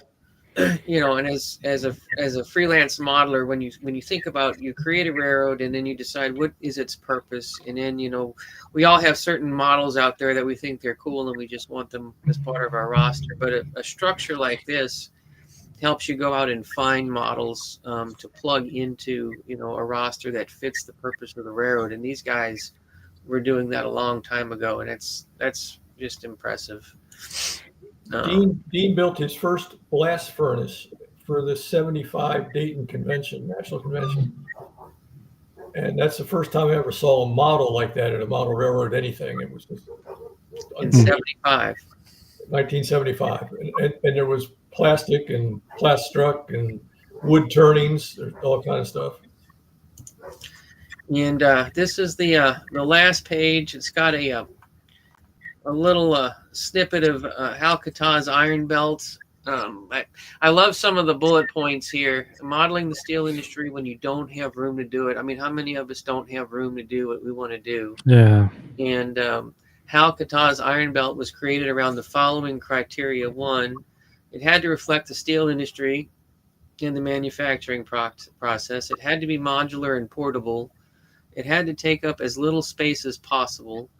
It had to give purpose for a great diversity of mill-related rolling stock. And here's one I think is interesting. It said it had to allow for lots of pike stuff kit bash structures, as pike stuff sales had a lot to do with whether or not Hal eats. And I wasn't sure, and the late Hal Katah may have had a role in pike stuff, I'm guessing. Well, that's as good a guess as I've got. It's funny. I'm sure I knew that comment was in there at the time, but that was a long time ago, and it's gone from the memory bank at this point. So that's that document. I will stop sharing that one. While we're talking about Hal Katah, Andy, maybe you could pull up a web browser there. But we talked about the font for the Cardinal System logo, and that was hand drawn by Hal. And he was an artist. And Jack, he did these tins for the Boy Scouts, correct? And you can still find them online. Trails End Popcorn. Trails End Popcorn, Hal Katah. If you search that online, you will find his works available for sale on Etsy and other sites like that. And it's just, you know, before we had this conversation, I would have had no idea that there's a connection to that in the Cardinal System, but we faithfully reproduced his. Well, there's art there. The real connection to the Cardinal System is with an associated road, because one of the tins he did, and I'm still looking for one. I had one at one time, had the little town, little Christmas village, snow and so forth. And then there's a train in the station, and there's a 36-foot boxcar behind the coal tender of a very stylized steam locomotive. And the reporting marks on the boxcar are V&O. Huh. No kidding. No kidding. There's some out there somewhere. I don't know where they are, but I mean, Boy Scouts sold hundreds and hundreds and hundreds of those tins. Man, I'm trying to pull some images up now. Yeah. Well, I'll have to bring them up at the end. Oh, nice. Jack, this is I think the next album I pulled up. This is all, I think, Cardinal System related cars. Correct. Yeah. And I believe most of, if not all of the photos are on your layout. Yes. But I'll let you just kind of, go through them here. Standard MDC 70-ton hopper, loaded for Blue Ridge and Southern, with kind of the simplified, if you will, CSR and the bird head. And probably when I was doing this one, I was so tired of lettering Western Maryland over hopper car ribs that I went with 3 letters. Yeah, it's a lot easier when you have the factory do it. That's for sure. And, to your point, yeah, Rail Graphics. Our first shot at. I don't know where I got the white ones from. I found the red ones and the black ones, but I couldn't find the white decals because we had 3 colors, and that allowed me to make some of the cardinal heads in 2 colors, and that was kind of fun. So for the 2 colored logos, you split these 2 decals sets, splice them together. Right. Gotcha.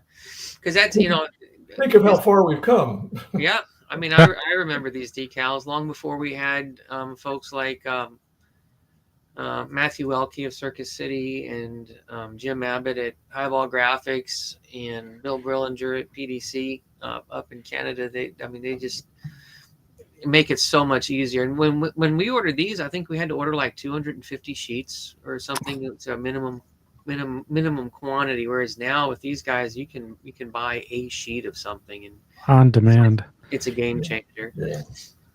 And yeah, they were fine decals. All right, so this has a Mod Pa inspired logo. Yes, very much so. And this is a New Hope and Jackson interchange car that was when we would still be able to get 40-foot cars out the door. They put a big door on it and did some other work. And the 9/19 is my birthday, September 19th. So this is somebody posted a note, wanted to see locomotives. Well, here's a New Hope and Jackson Jeep patch job to the Cardinal System. I like that. I like it too. Yeah, I see a lot of comments and posts. Folks are doing patch stuff today, especially with all the very specific road models that are available. I think this is a Proto 2000 Lifelike. Yeah. Yeah, I can tell by the grills. It sure is. And how long ago did you do this patch? Oh, a long time ago. This may be one of the earliest patch models I've ever seen.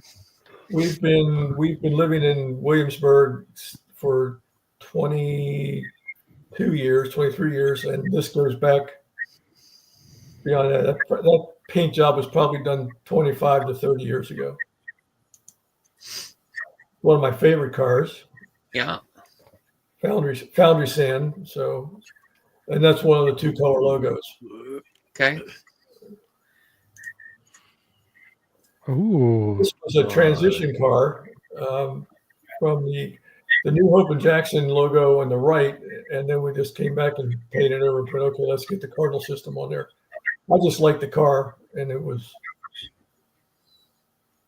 a lot of rules. It was our railroad. We could do whatever we wanted. Well, yeah. Again, it's similar to that BRNS car. This is a really more modern paint scheme where paint's expensive, so we'll only use a little bit. So. There you go. That's right. Paint is expensive. So this was a creation that, as I got more and more involved in the Western Maryland, I figured, well, why not have the NH&J finally absorbed by the Western Maryland, and then the Western Maryland get absorbed by the Chessie system, and they all disappear. But And it was all yellow. yeah, so Yeah. so this was, I just based this off the Western Maryland red, white, and black paint scheme, and again, it's been I think hasn't. I didn't even know if it ran. I just put it on track, took the picture, and to get Chris off my back. Thank you. I appreciate it. I wanted to see. I wanted to see a locomotive. So you might know. Can you back up one time, Yeah. please? I see the P on the cupola. That was a freight tag thing for pool power for that pool caboose. Huh. So could that caboose have been found on a different railroad in the Cardinal system then? Could be, or yeah, Or it could have gone to the C&EI. it could have been anywhere. Yeah. I would think. Wow. That's cool. I mean, That's a good idea. once you got the caboose to Iron City and the South Ridge, you could go anywhere. So, okay, one more. More early Northeast caboose. Now this is an early New Hope and Jackson car, the 800 series, which could be interchanged, even though it was a wood side. At some point, you have to remember I was pretty firmly entrenched in 1955 or so when the gang got a hold of me and said, "No, you got to move along." Come on, friends. Peer pressure, even back then. Love that photograph. Right? This is the again. This is another Chris request. He said, "I just see that switch engine sitting outside there." I said, "Okay." This is the engine house at Maryland Junction, the Western Maryland engine house, which is still there, but missing a lot of stuff. And built this model. Went out there with my stepson John, and we measured the building, fought off the snakes and everything, and we came back and built it for my own layout. That switch engine is so cool. It is looking. really good, isn't The it? more I see it, the more I like it. Like a lot. Well, you got to have. Dean always called the stripes on the pilot dazzle stripes, so that's got them on both ends. So that Western Maryland color scheme is just snazzy. Well, there's more of it to come. I don't know what all he's got in this slideshow, but this is a funny story on this car. It's full of metal shavings. It weighs about a half a pound.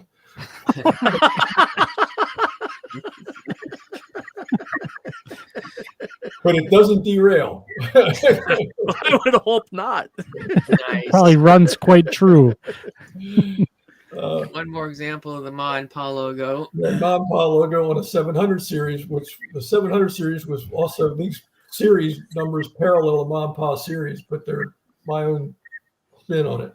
You can notice arch bar trucks and so forth. So Well, we might need to put that logo on a Heritage Series Jevo at some point in time. Ooh. Ew. Another 900 car, and this was a request of mine. I wanted to see it in front of that sand tower. I think that's a magazine cover photo right there. That's cool. Okay. The sand tower is scratch built. Here's a refrigerator car, New Hope and Jackson. The sand tower, it's kind of interesting. If you look at the Maryland Junction engine terminal during steam, you can see this sand tower, but the band in the center between the two cones is about 6 feet tall. What? If you look at the band in the center between the two cones, I don't have to roll up there. Oh, okay. Right? Right there? Up high. Yeah. No, higher. Up a little bit. Up, Right there, right there. That band right there is about 6 feet tall during the days of steam, and suddenly during the days of diesel, it's only like 18, 24 inches. They just chopped it down and put it back together again. Oh, I Wow. see. I'm with Nothing you Wow. listed. right there. Okay. Yeah. Wow. That's cool. That's just a good scene. Oh yeah. Different scheme. This is a Dean story, right? Dean's favorite Vernex Industries decals. No trimming necessary. We don't even. Did we ever research this to see if they're still in business?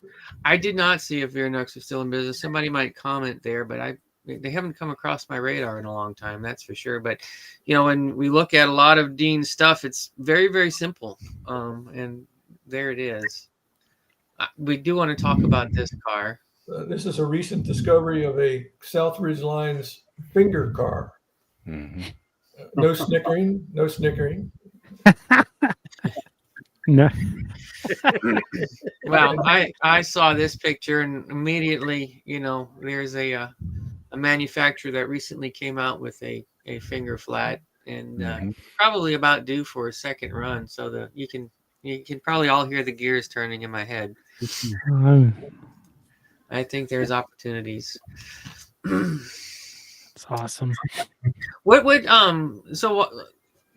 tell me about what these cars would have hauled with regards to in the Cardinal System network and where they might have been going to and to serve. Well, they probably came out of one of Hal's pool. You're talking about a product that's been created from raw steel. I mean, where it's either got to be drawn or so forth. So there's some kind of rolling mill or something. This is heavy rebar, and unfortunately, the rebar load has seen better days. But yeah, it's been around. And who built that model? I believe that my son John built that. He was quite a model builder before we lost him to cancer, but I think he built this because he was fascinated with the finger car thing. So, sorry to hear that, but it's a beautiful piece of work. Mm-hmm. So that is that presentation of cars. Let's share a little bit more about Jack Brown's layout and WM interests. Share screen. Go.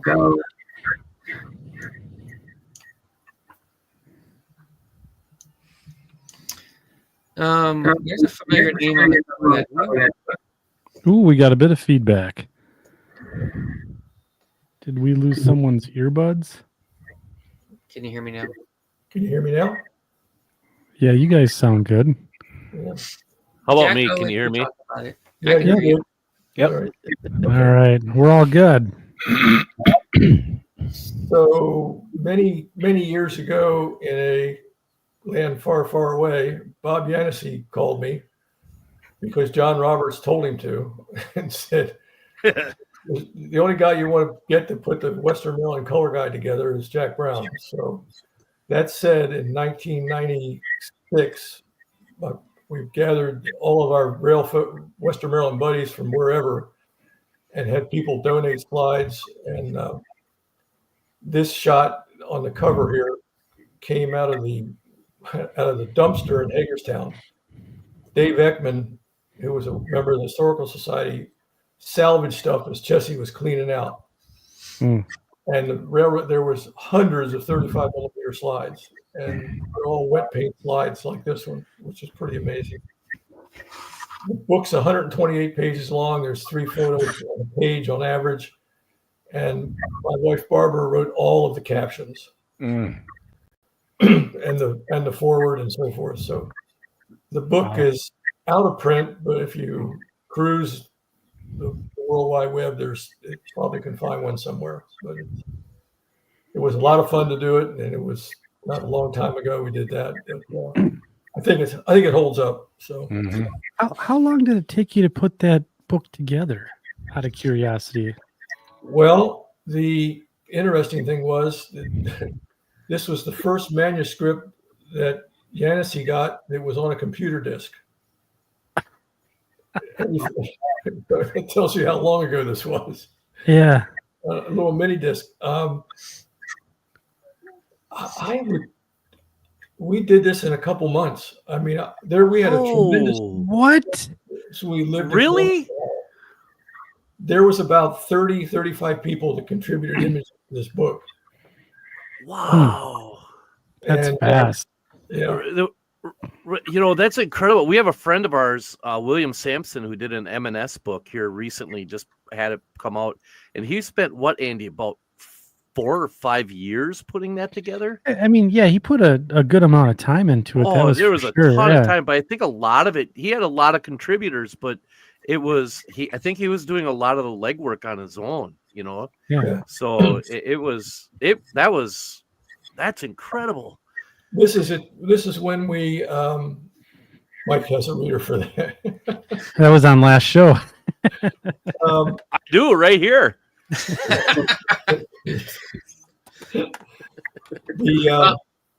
Go ahead. I lost the train of thought, but well, I wanted to begin the little segment of photos here with regards to his WM layout with this to kind of set the stage for Jack is an authority on the Western Maryland. No. Jack is not an authority on anything. Your name's on the cover of the book. He's an enthusiast. This is one of my favorite photos that he shot. And you can see the sand tower that we saw earlier and the diesel shop that we saw earlier. But I'll let this is a shot of his current layout. And Jack, Well, I'll let you talk Chris about isn't telling you the whole story. The thing that really caught his eye is the yellow logo on the boxcar in the lower left-hand corner. He said, "Oh, I'd really love to have just a railfan view of that car." So that's a Southern Piedmont car, private road name car. And as I said, there are still Cardinal systems and private cars sprinkled throughout the layout. But this is the Maryland Junction, Ridgely, West Virginia, MY Tower around the mountain there. What was the Western Maryland, where the Connellsville subdivision came down into Cumberland, and the west subdivision came out of Hagerstown through the tunnels, crossings of the Potomac several times, came in at the far end of the railroad, and then the Thomas sub came up from the right, just out of view to the right. And I chose this because just about every piece of power from RS3s to SD40s that they came through here. They were setting off, picking up, changing crews, adding power to go up the mountain or whatever. But it was built as a railfan layout, and it's got 3 major electrical components. And yes, you see straight DC throttles on it. I am way beyond fine soldering and dealing with all the things that come with DCC, and it was working for me when we moved into this house. This layout is above the garage, in a room I had to finish with drywall and flooring and lighting and everything else. And from there, I thought, how many people am I going to have here? Well, we now have a model railroad club in Forts Colony that's got like 60 members in it, and we cover all the scales. And for Andy's benefit, we have a PRR modeler that's modeling the Elmira branch in S scale in steam. So Williamsburg will fix you up. Yeah, now we're talking. So go ahead and click, Chris. Yeah. These Fs have just come out of Knobley Mountain, and they've come past, they're westbound, and they've come past MY Tower. And if you look in the background to the right, you'll see a Pike Stuff building that is the Kingsford Warehouse. And that's a B&O boxcar sitting there. Oh, yeah. By the Crossbucks. Slightly different angle. If that was out of focus when I sent this to you, I should be sure. That one was a small file. Okay.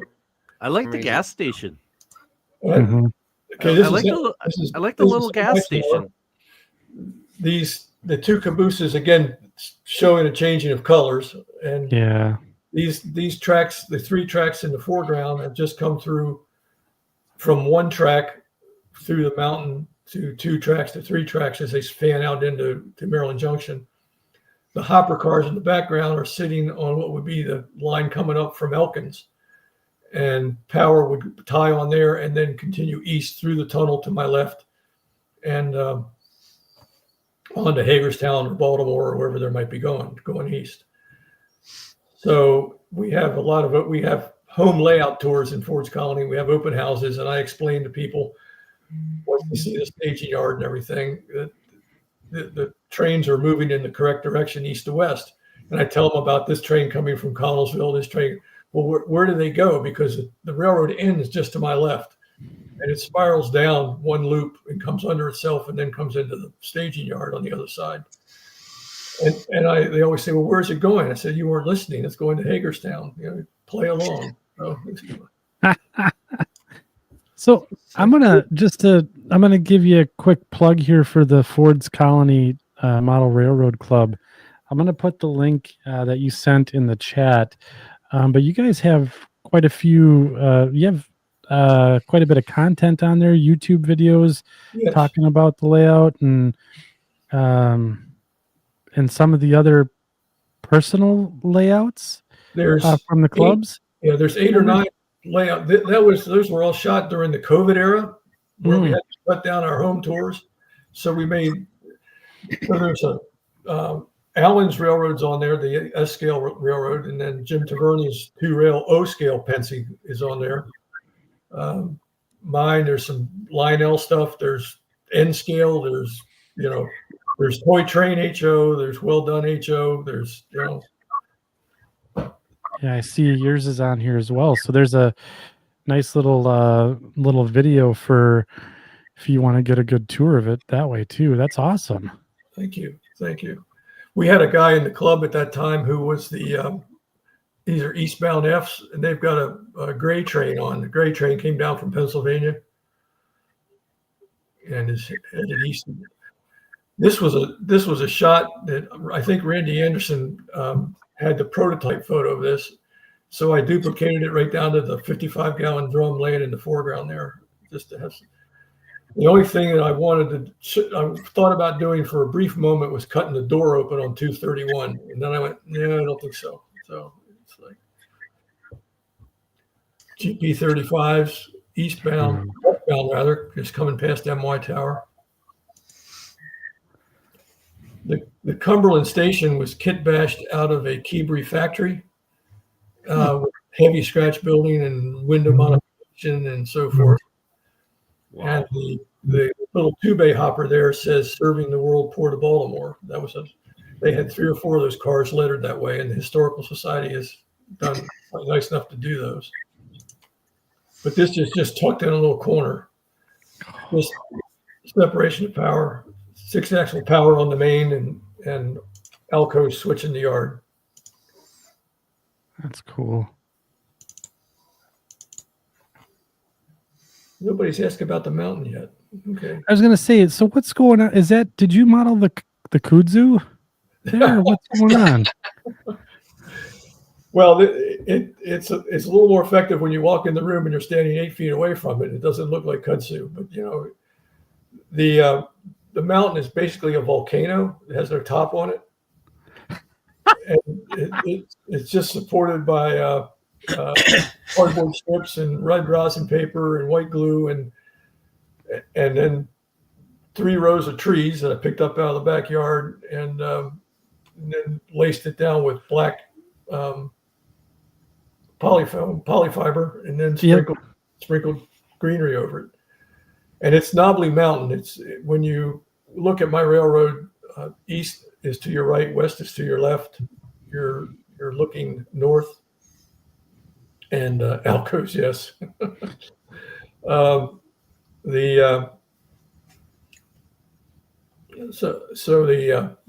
This train is I can tell this train's eastbound, but where it's positioned.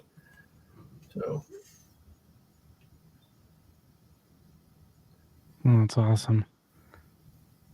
Alco's, the westernbound Alco's get the stack extensions and the 5-chime horns, and I've got a high nose somewhere that my buddy Fenton built for me. So anyway, okay, that it.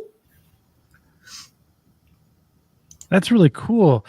That is, so it's interesting how you started out, or I shouldn't say started, but we're part of the Cardinal system. freelance,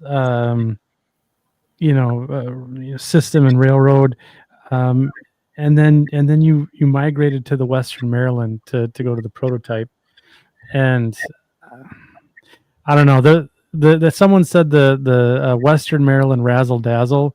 I like in the chat tonight. I like that because that paint scheme, that red, white, and black is just, it's so cool. So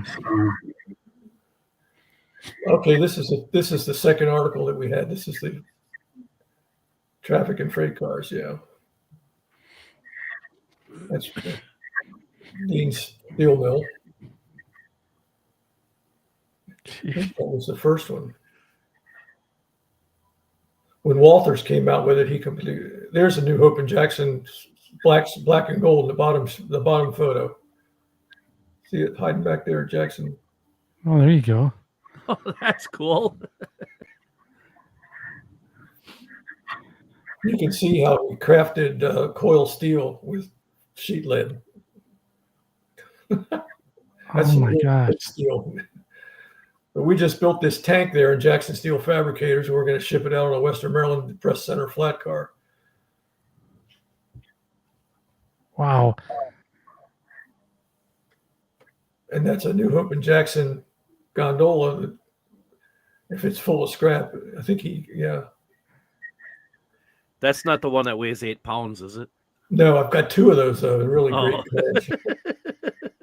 Okay. So there is a question from the audience here. So N-Scale Train Boy, question for Jack. What was it like to make the move from freelance to prototype? I've contemplated it, but I enjoy the story a lot, and it's hard to imagine abandoning it.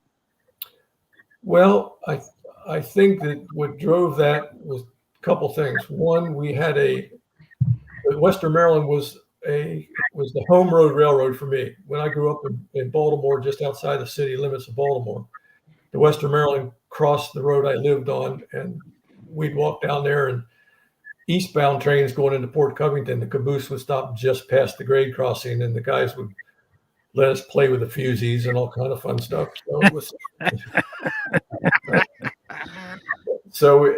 mean, that's the railroad I saw growing up, and there's that rail. See that box car up there loading brick? Oh yeah. But it wasn't without some thought, but it was also time to make the change, and it worked out well. We had a great group of Western Maryland modelers in Columbus, Ohio, and the state of Ohio was the third or fourth state with Western Maryland Railway Historical Society members residing. And when you think about it, the fact that we had an annual convention there one year, it's like, so it was, with that kind of support, and there was a time when I do a clinic on how I developed the whole Western Maryland thing, but that's for another night. One of the things I show is when I first got involved in it, I've got a photograph of like 3 books. And I talk about 3 books and a couple of videos and some stuff like that. And today there's like 15 books, 67 periodicals. There's been over 150 articles. The amount of information that was spewed forth on the railroad was pretty cool. So that's awesome. And then the major manufacturers started picking up on this stuff, and because guys were screaming for it, we're still screaming for a chop nose GP9. If anybody's out there listening, hint. Schindeldecker needs like 6 of them. So the Western Maryland though had a rather odd chop nose. Theirs was a lot higher than your typical chop nose, wasn't Right. it? Like the number boards were still in the nose, correct? Correct. Yeah. So if you look at that top photograph at the Orange Davies cars, those are bathtub guns, and I think that was a 3-car set that we did for a national convention. Oh, nice. Ooh. This is the car that, as I was researching the Davies coil car, this car came up, and that's where I first came upon my modern research here, the Cardinal system logo, and there were, as I looked up this car, there was no real mention of what the logo was. And it wasn't until we really started deep diving into it that we discovered it's the Cardinal System logo, and there's this whole world to discover when you go down this rabbit hole. So Yeah. Do you see how we wrote the photo credit back then? photos courtesy of the Cardinal System News Bureau, unless noted. Nice. Oh man, And that's awesome.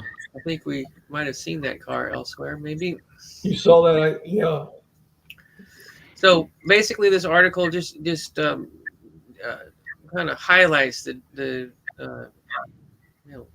different purposes cars serve on the road and how to tailor that. Is that right? Yes, I'm sorry. Yeah. Now the interesting thing about that shot right there, Yeah. to the left, that's the Western Maryland Freight House in Westminster, Maryland. This is now the Maryland Midland Main Line going right down there, now Genesee and Wyoming. And as I was telling the guys the other night about the picture just to the right of that, about the team track. That one. That team track is in Wooster, Ohio, or was in Wooster, Ohio, in an old B&O line that went through there. And looking for things to model, they were unloading well casings because there's a lot of drilling for oil and gas in that part of Ohio at the time. But the rest of that track, there was 2 guns full of pipe. There was a 3-bay cylindrical covered hopper of some kind with an auger unloader. And then there was a boxcar unloading paper onto a concrete open air loading bay. And all that would have taken place in about 3.5, 4 feet of a siding. We had 3 industries represented, which I thought was pretty cool. Look at those old international trucks. Yeah, they were new when I took the picture. Yeah, I bet. Not bad. That's the Maryland bulkhead flat that now Atlas brought out, and it's so beautiful. Yeah. That's an NJ custom brass model. Dang. I'm afraid to click on it. It'll go to the next page. There you go. That's what happens. You're learning the touch of the second section podcast production. Yep. I'm going to go to the next page. He does it anyway. And these were just ideas for industries. And up in Kenton, Ohio, was the International Car Company where they made cabooses. And I thought, what a neat industry to model on your home layout would be a caboose builder. You could have all kind of nice, shiny new cabooses. And the picture to the right of that is the Kingsford charcoal plant, and the sign on the Western Maryland simply says Kingsford, and it's very close to Parsons. And then they would load up 50-foot boxcars out of here and take them up to that warehouse in the middle of the Y in Maryland Junction and unload them, and then they truck them out of there to the stores, and you could buy your Kingsford charcoal for your barbecue. And then the one thing like that. That's a 100-ton. It's a 100-ton or 70-ton. It's probably a 70-ton air slide. There's a spark plug plant in Cambridge, Ohio. Scale Trains did a model of that car. Really? I've never seen one. It's very colorful, and I think I bought 1 or 2 of them. And now here's this picture. It's very cool. Ha! And the other spot is my wife Barbara and I spent several years roaming the Midwest, taking pictures of the remaining mail pouch barns. And this is the headquarters in south of Wheeling, West Virginia, right along the Ohio River. Oh, nice. And I thought, and I think I say in there that the signs alone would keep you busy for a month. Yeah. But Harley Work that painted, he was the last guy to paint mail pouch barns. It was all done freehand and without a tape measure. He would count boards on barns and mark them off, and he'd start in the middle with with the chew will be in the middle, and he just had it amazing how he laid it out. Oh man. And I think that's it for that article. But it's, there's a lot of content out there, and it's unlike the stuff that we produce now. There's actually an era before what we post online where it's actual print, and you've got to search and find some of this stuff. Yeah. But with the internet now, like it's most of it, if it's been digitized, it's all there. It was very cool. So we kind of touched on. So we like kind of go progressing through our show outline this evening. So we talked about Jack Brown's progression into the Western Maryland, and then kind of ended a little bit on the Davy Steel front. And I know that we had some pictures that Jim wasn't able to narrate about last time because we had some technical difficulties.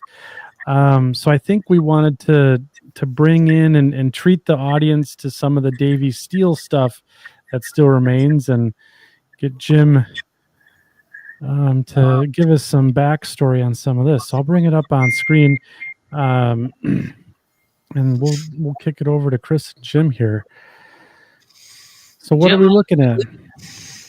This is one of the Davies portions of my layout. My layout is 32 by 26. It starts at Gateway Yard outside of Youngstown and runs to Pittsburgh. The main yard of the layout is McKee's Rocks, like it was on the P&LE. And this is a portion of Davy Steel. In the background, the skeleton building there is my basic oxygen furnace that's being scratch built. In front is the unloading spot for the additives for the basic oxygen furnace. And then the buildings behind the conveyor there are, that's where the scrap is unloaded. And the lighter gray building came from Jeff Bourne's layout that he had scratch built. So when he sold his layout, I was fortunate enough to get some of the buildings off his layout, and that's one of them. So that's where the scrap and additives come in for the basic oxygen furnace. Ah. And that oxygen furnace is huge. Yes. I had to build a nice big table to work on all this stuff. I mean, when they say steel mills take up a lot of room, so does the place you got to build them on. And I have a very tight basement, so it was interesting trying to get that built. So that's a project that I have to finish this year. And that's the blast furnace that's behind the basic oxygen furnace. Oh my God. It's standard Walther's kit with some enhancements and details. And Dean used to sell what he called his additives kit, which was the piping that runs up along the downcomer and that, and all kinds of valves and piping that he used to, was his additives kit, that basically Plastruck stuff that he got in bulk and then put it down into the kits. And I went ahead and detailed some of the inside of the blast furnace with the gates and stuff. Wow. To direct the flow of the steel and also the slag. There you go. Is that a slug unit down there in the lower Yes, right-hand corner? It is a custom built slug unit. A company called CMR built that for me. And the strobes on the top of it operate in that, and it's mated up with one of the new Davies newer mill locomotives, and that is the current logo for Davies Steel. the dark gray and orange. There's another Davy Steel locomotive, and that line is coming up down in Pittsburgh, where the Union Railroad is, and the mill is down there. There's a long, steep grade and bridges that come out of the yard and come up into the mill and that with an interchange with the Union.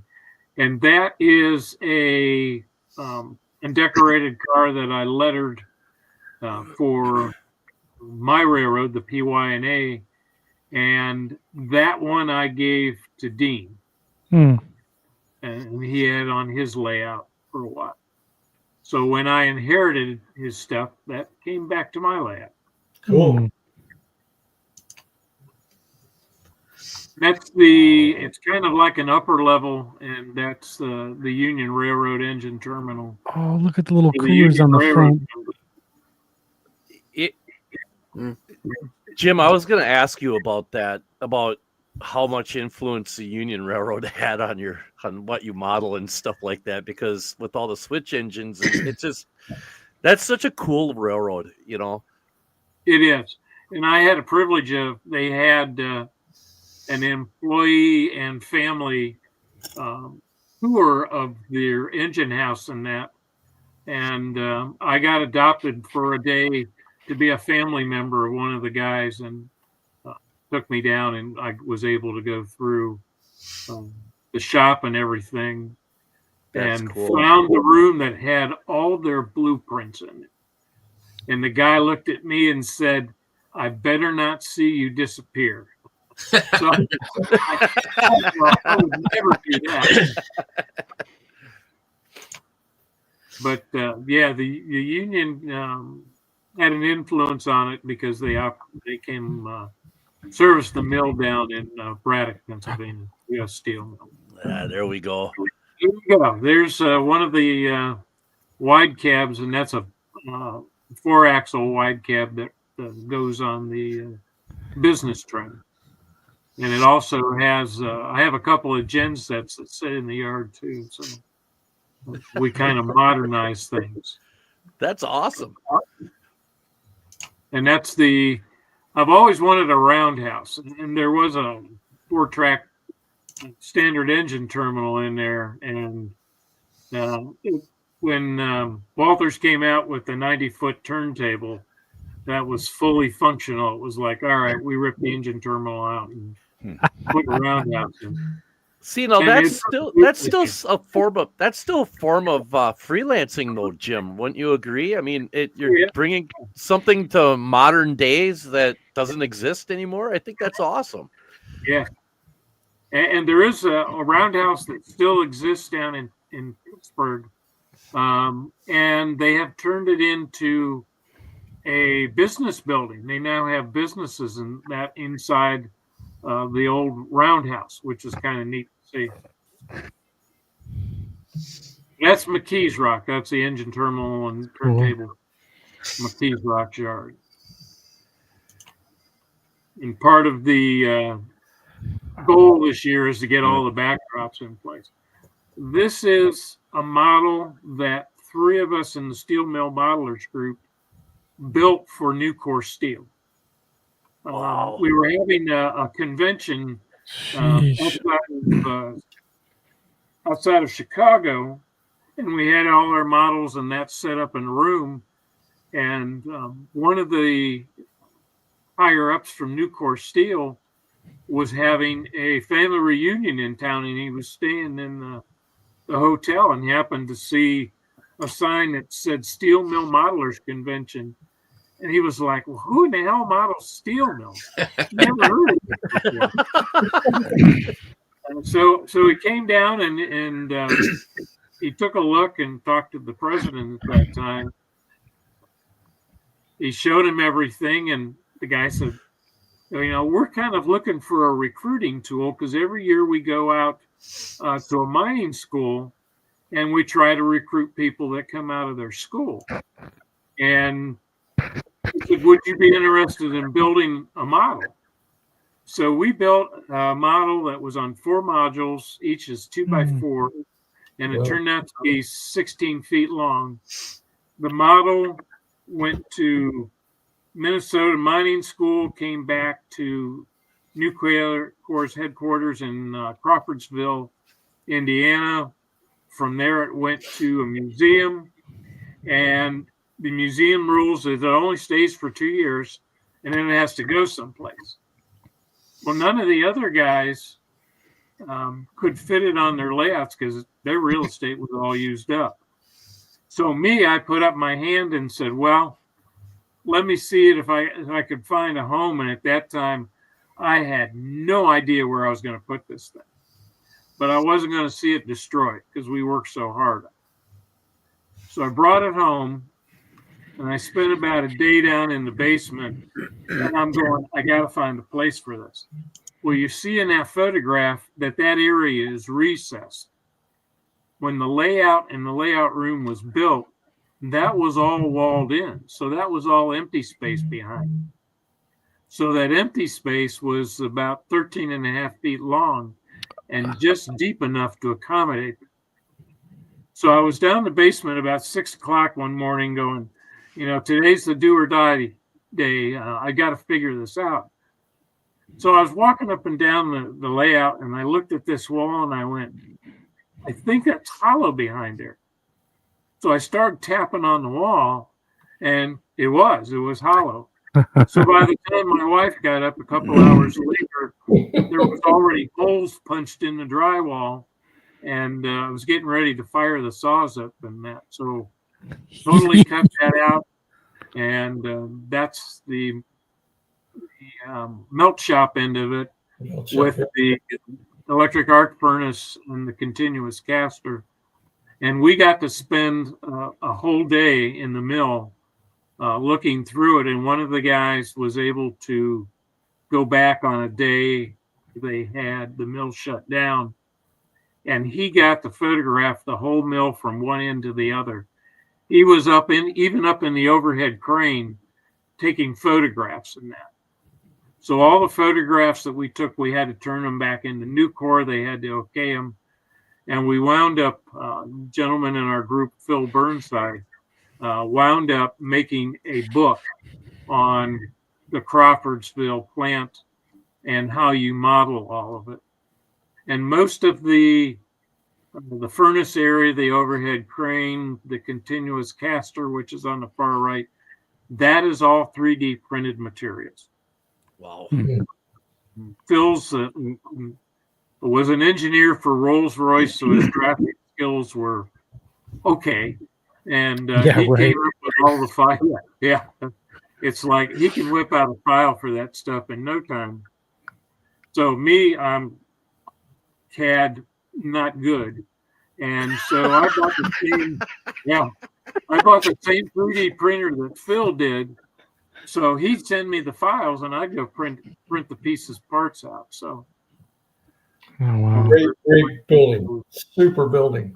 Yeah, it's coming along good. Like I said, it was 16 feet long, and that end of it right there, that about 8-foot section of it survived all the trips. The other end to the far right didn't quite make it through everything. So I'm currently building all new trusses for about another 8 feet. So, oh man! So I have a lot of projects to finish this year, and now you can see to the far right, and the rest, the rolling part of the mill is going to go in. So. Wow, that is so cool.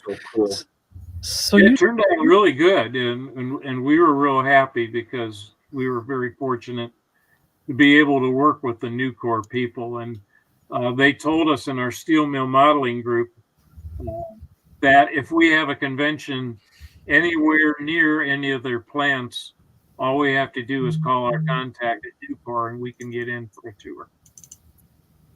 So it's paid off in the modeling world big time. That's so cool.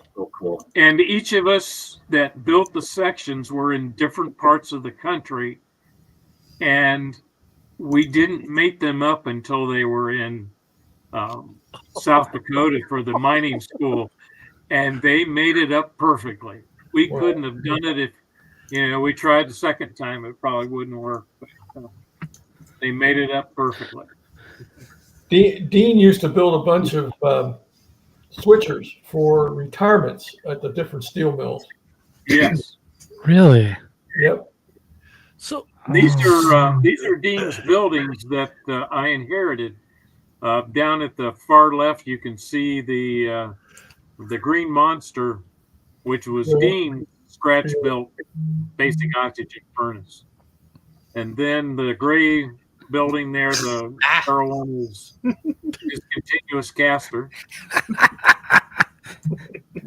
You're doing great, Chris. Damn it. Yeah. keep up the good work, Chris. And it's a bunch of other buildings that Dean built. I brought all the buildings home and was down in the basement for hours. It's like, all right, I got all these buildings. Now where in the heck am I going to put them? And my wife always gets worried when she hears the sauce fire up in the basement that it's going to be interesting when she comes down again. So, Well, when Walters came out with the blast furnace, he stripped the whole center island out of the railroad and put 2 more furnaces. He had 3 blast furnaces on the railroad.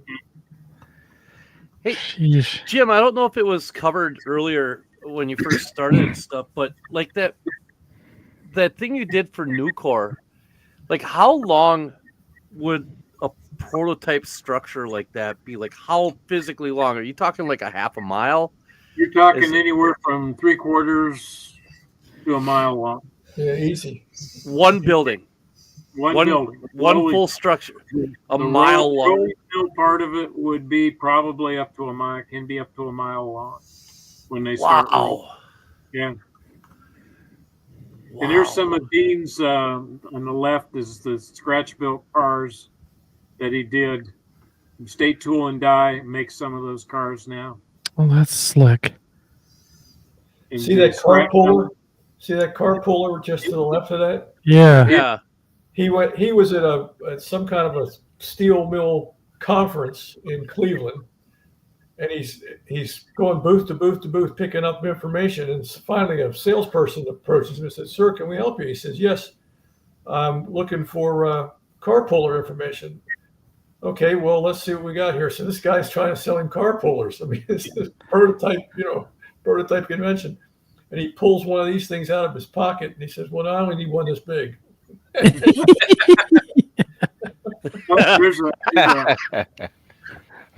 have a funny story behind owning Davy Steel because I joined years ago. I joined the AIST and was in it for a couple of years. And so finally, when my renewal came up for, I think, like 3rd or 4th time, it was all online and you had to fill in the blanks and you had to fill in every blank. So I had to list my steel company. So I wrote everything down, filled it in Davy Steel that I had basic oxygen furnace. And I had one furnace and basic oxygen furnace and a rolling mill and that. So one day I get a call from AIST and the girl goes, "Mr. DePaul, I'm calling about your membership." And I went, "Okay." And she goes, "Where's a steel mill by the name of Davy Steel in Ravenna, Ohio?" And I said, "It's here." And she goes, "Well, where's it at?" And I said, "It's in my basement." And there was this very long pause, like, okay. And I said, "I'm a modeler." So I had to take about a half an hour and explain to her that I was a model builder. And she goes, "Well, we spent a whole day on Google Earth and everything else trying to look and find a steel mill."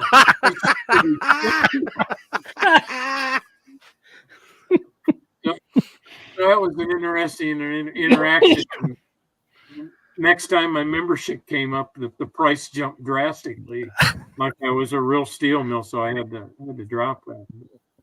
It was fun, and that's one of the things that Dean tried to do was make it as real as possible and involve as many people as he could. So that's why at a lot of the national conventions, rather than Dean give clinics, they would just set a table up out in the hallway someplace, and he would be out there for days, just sit there for days talking to people.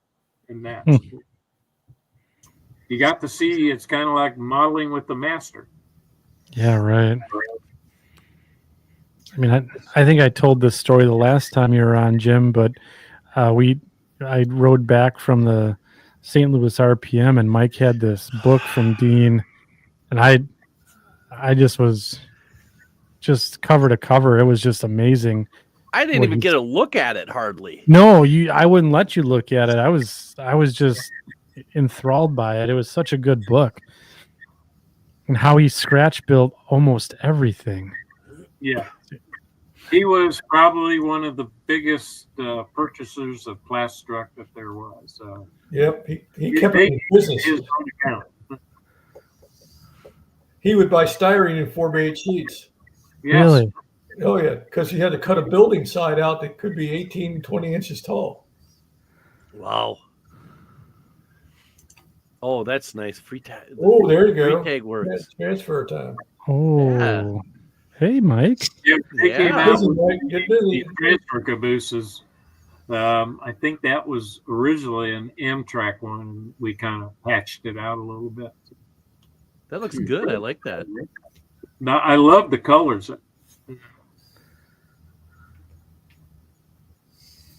Ed McCory.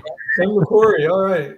Yeah, well, in the town where Dean lived, in Ashland, Ohio, he had a standing table at the Bob Evans.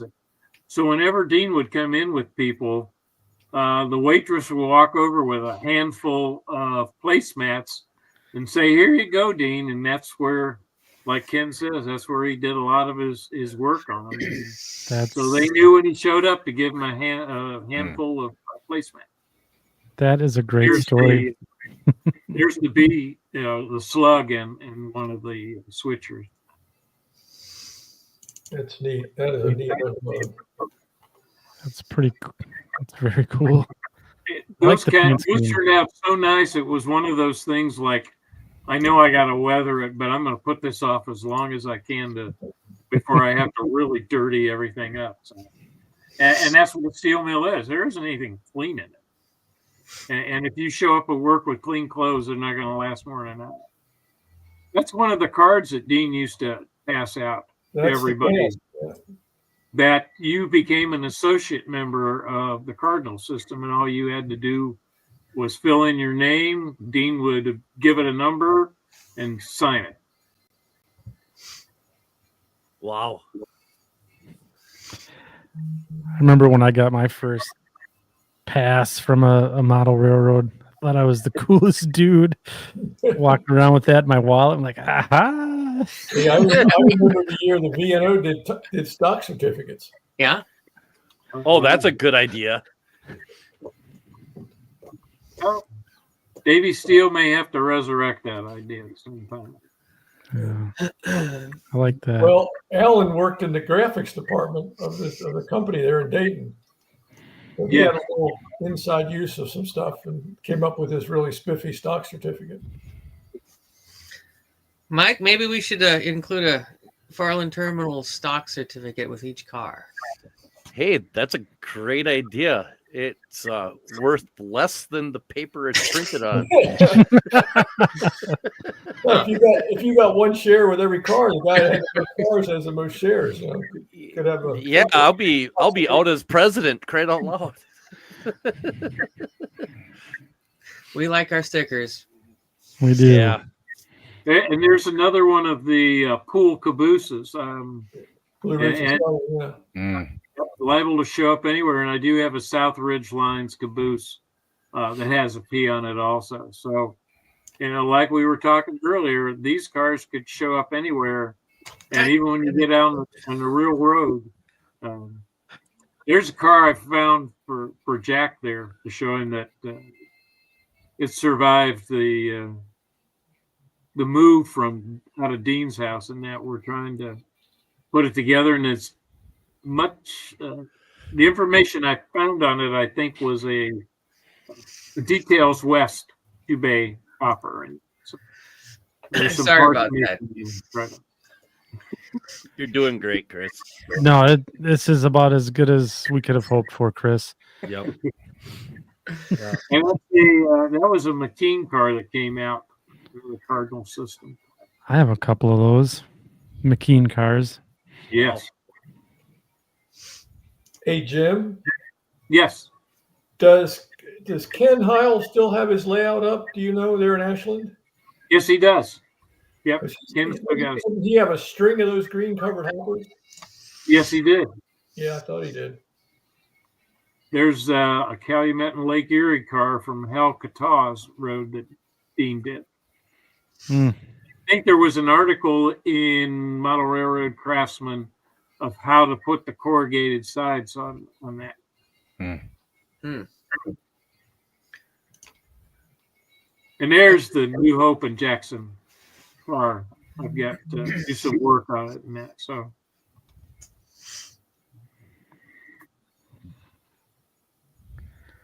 one of the old South Road Mines boxcar, and that's a Concord kit.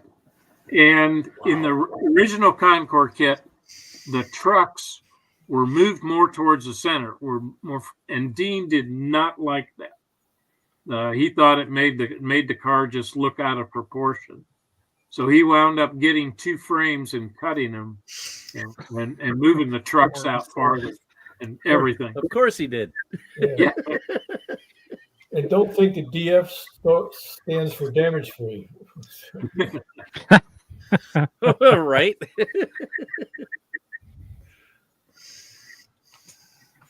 Nice. All right, Chris. Now is it locked up? No, There we we're go. good. No. I We're think good. it's the last one there on that particular slideshow. Very cool. Very nice. That's awesome. Yes. Phenomenal amount of content. Very Yeah, nice. thank you, Jim, for sharing that with us this evening.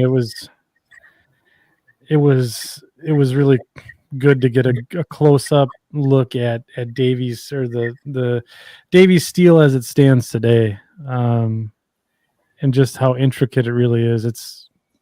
And how big it is. I can't get over it. Yes, Unbelievable.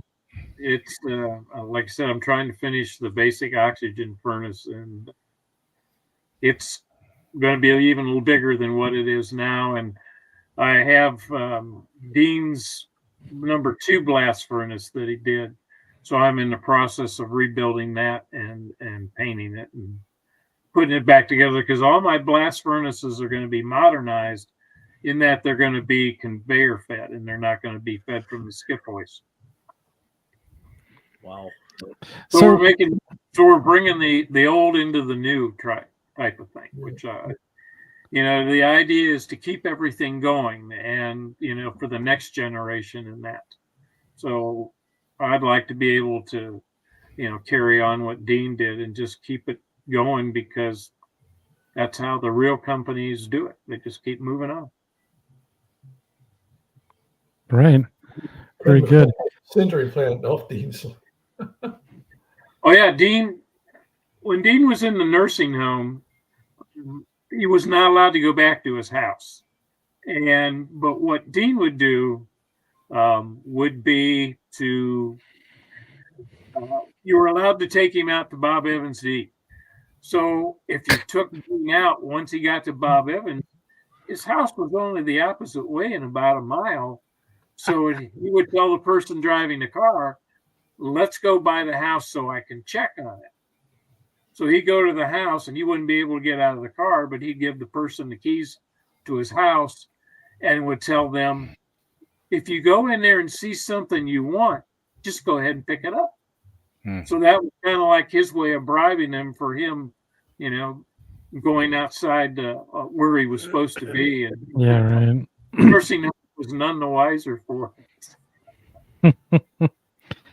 So I see something in the staging here. This is looks like the popcorn tins that we were talking about earlier, right? Oh, Oh yeah. So Chris wow. managed to find some of these. I did a quick search just to see what came up, and searched for Hal Catal Boy Scout popcorn tin, and there's his name over and over again with a number of these tins, and that's the artist behind Those are really cool. the Cardinal System font, and one of the road owners. So it's just kind of a neat little thing that's out there in cyberspace to find. Kind of ties the bow on it. Yeah. Yeah. So Chris and Doug, I think we've gotten through most of the content that we wanted to get through this evening. And I want to give the opportunity for the section crew to get your lightning round questions in for Jack and Jim, so that we can carry on here and make good use of their time. But Chris, was there something that you wanted to show this evening as a possible, I guess, bonus item? I think we talked about it in the pre-show for the content that we displayed tonight. I knew I had to remind me for a reason. There's a lot of conversation about how do we get projects, and there's a lot of things we do when cars become available, and they may or may not become projects. But when we were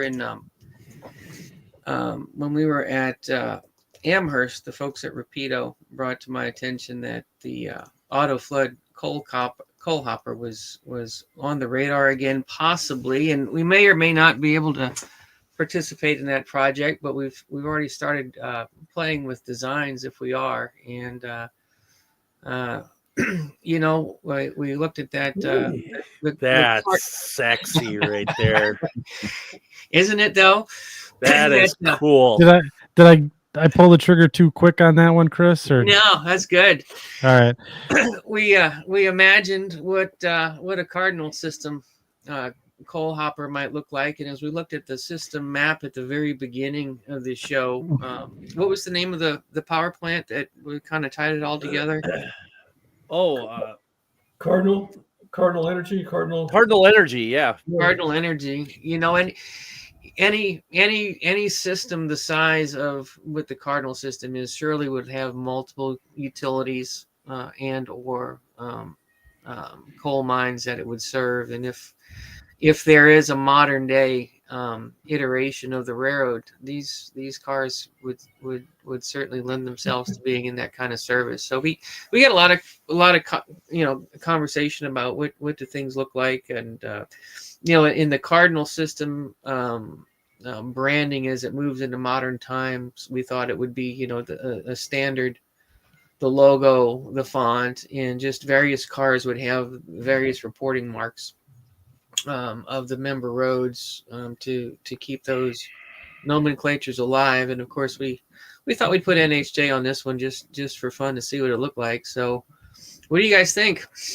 Love it. Yes. Yep. Very nice. Very nice. Yeah, having actually run coal trains with these types of cars on them, they are so cool. Yeah, they're a really cool car in real life, and they're just a really cool car to just be able to throw anything you want on it. And this is like a out of the park knockout. This is awesome. We still don't have a firm blueprint for what a modern day Cardinal system looked like, and we thought let's just put it together, and then once this kind of materialized, we were all like, that's a cool looking car. And I'm sorry, go ahead, Chris. No, you go ahead, ask your question. Is this the type of car that has the sorry, what's that? Scott needs 420 of them for this. Okay, we're officially doing this car. I was going to ask is, having handled these cars, are these the cars that have got? And I don't know how familiar you are with them from on the BNSF, but are these the ones that have got Yes, that paddle on the side? Um, Do you know what I'm talking about? Yeah, Where I it do. hits that paddle and it opens the doors, or there's some. It's like part of the door opening system. I don't see it on this model. I'm not for sure. There are some folks who can correct me, but I have seen it at several utilities. You know, these cars go out on basically a bridge-like structure, and there's a metal railing the entire length of it that's segmented, and the operator in the room will hit a button, and it'll touch the shoes that you're talking about on the side of the car, and it'll dump the car. And so they'll alternate this car and then 3 cars back and then 2 cars up to keep the piles manageable underneath. And you can, it does look like the type of car that might have that, but I don't necessarily see that on this model. Yeah, I think the whole car will empty in like 10 or 15 seconds or something like that, That's right? insane. Yeah, It's rapid discharge. yeah, absolutely. It's just crazy.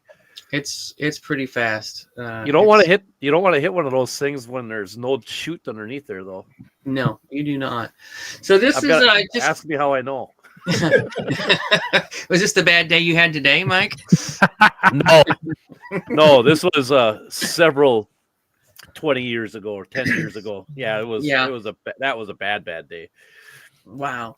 Well, this, we just kind of, we knew this podcast was coming up and the car opportunity, we just thought we'd draw this and we'll see. But this was a deal where this, we thought sometimes when we put a design together, we have many, many iterations. And this is kind of the first one. And it felt like we nailed it, I think, if we're going to go that route.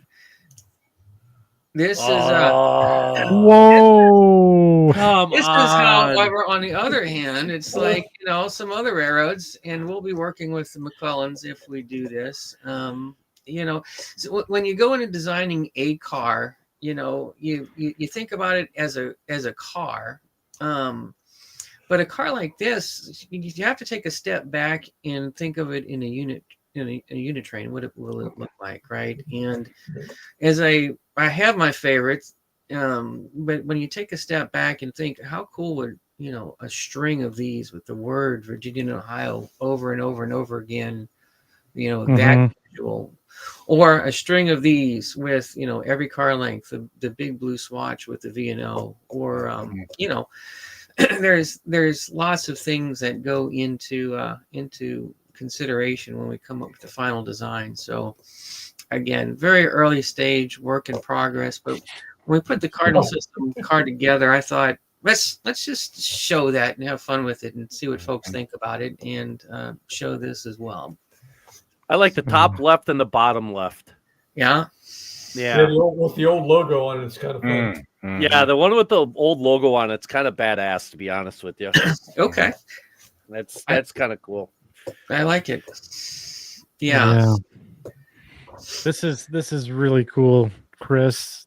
Thanks for letting us take a peek behind the curtain.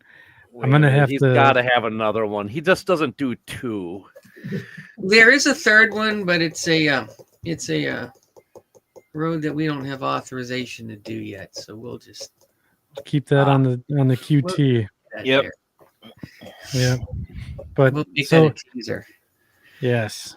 Teaser for next time. I think this is unbelievable. I mean, because now I'm thinking, because like my son, at the Ripon club that we have here in town, all I'm thinking is, man, wouldn't it be just awesome to have a string of Cardinal System coal hoppers going around the Ripon Model Railroad Club, and that's all I'm thinking about. So, yeah. And with the V&O ones, Intermountain has announced their next run of GEVOs. They're going to do the V&O GEVO, and they're going to do a Heritage GEVO with the bow tie logo on it and named Alan McClellan. And I mean, come on, if you're going to buy 2 or 3 of those, you need some of these auto flood cars behind it. Right. Exactly. Yep. 100%. So, so I guess last opportunity for questions here for Jim and Jack. But I guess I just want to do the awkward thing that I do at the end of every show. Mike, what'd you think of this one? Well, first of all, Chris, welcome to the technology center of Here we go. Section podcast. You have literally outdone yourself tonight. That is you have gone up above and beyond, my friend, and it was that was awesome. It's it's always cool when we get a chance to talk about some of these, like the Cardinal system and Davy Steel, and these are things that just never get tired of talking about stuff like that. Same with the VNO and the Allegheny Midland and all the classics that freelance railroads that have been out there for decades. And for these cars, Chris, I'm taking my personal bias out of it. I'm talking about the other three. They're phenomenal. They're absolutely phenomenal looking cars. You've done an amazing job again. And I just want to say thank you to Jack and to Jim for coming on and being here and sharing all the stuff that you did. I mean, anytime we can get a chance to look behind the curtain of how some of these classic railroads were structured and how things are going now with them and stuff, it's always a lot of fun. And so thank you very much for coming on, and my own personal, how am I going to say this? I am beyond humbled to have my car mentioned with those three cars along with it. It is beyond an honor for my car to be on there. It's like I'm the little fish in the big pond right there. So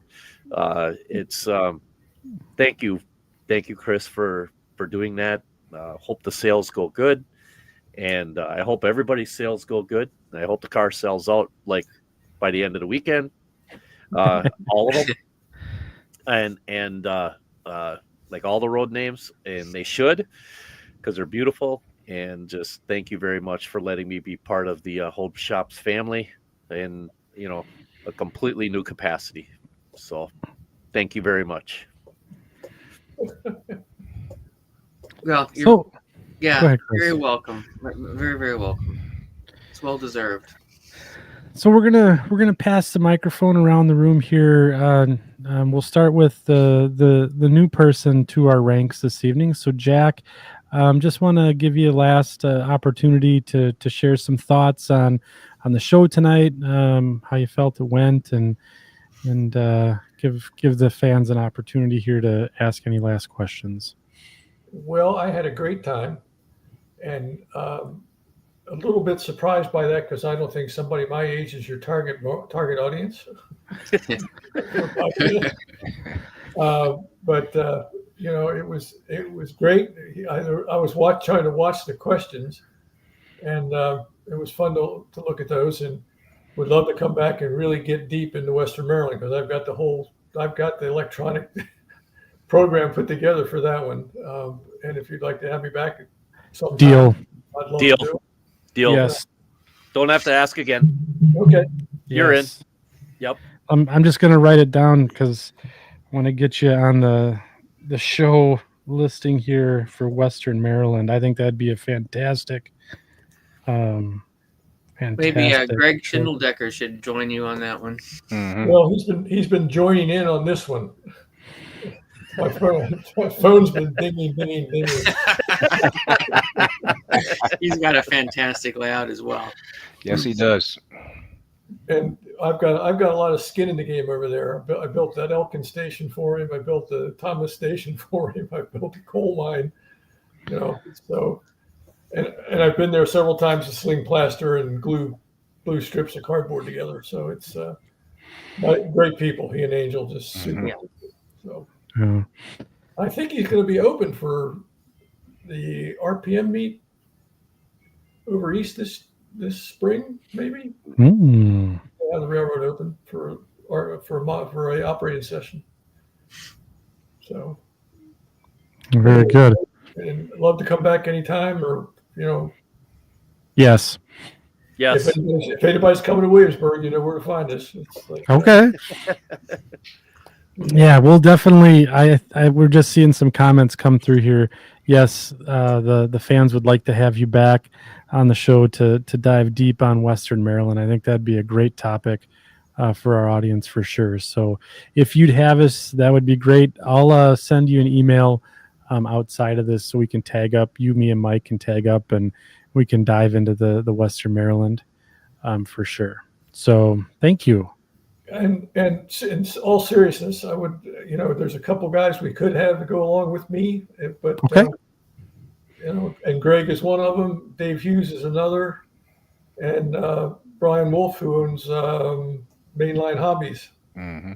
It on the Western Maryland Main Line is got a fabulous railroad too. Both Dave Hughes and Brian's have been cover shots in Model Railroader. All right.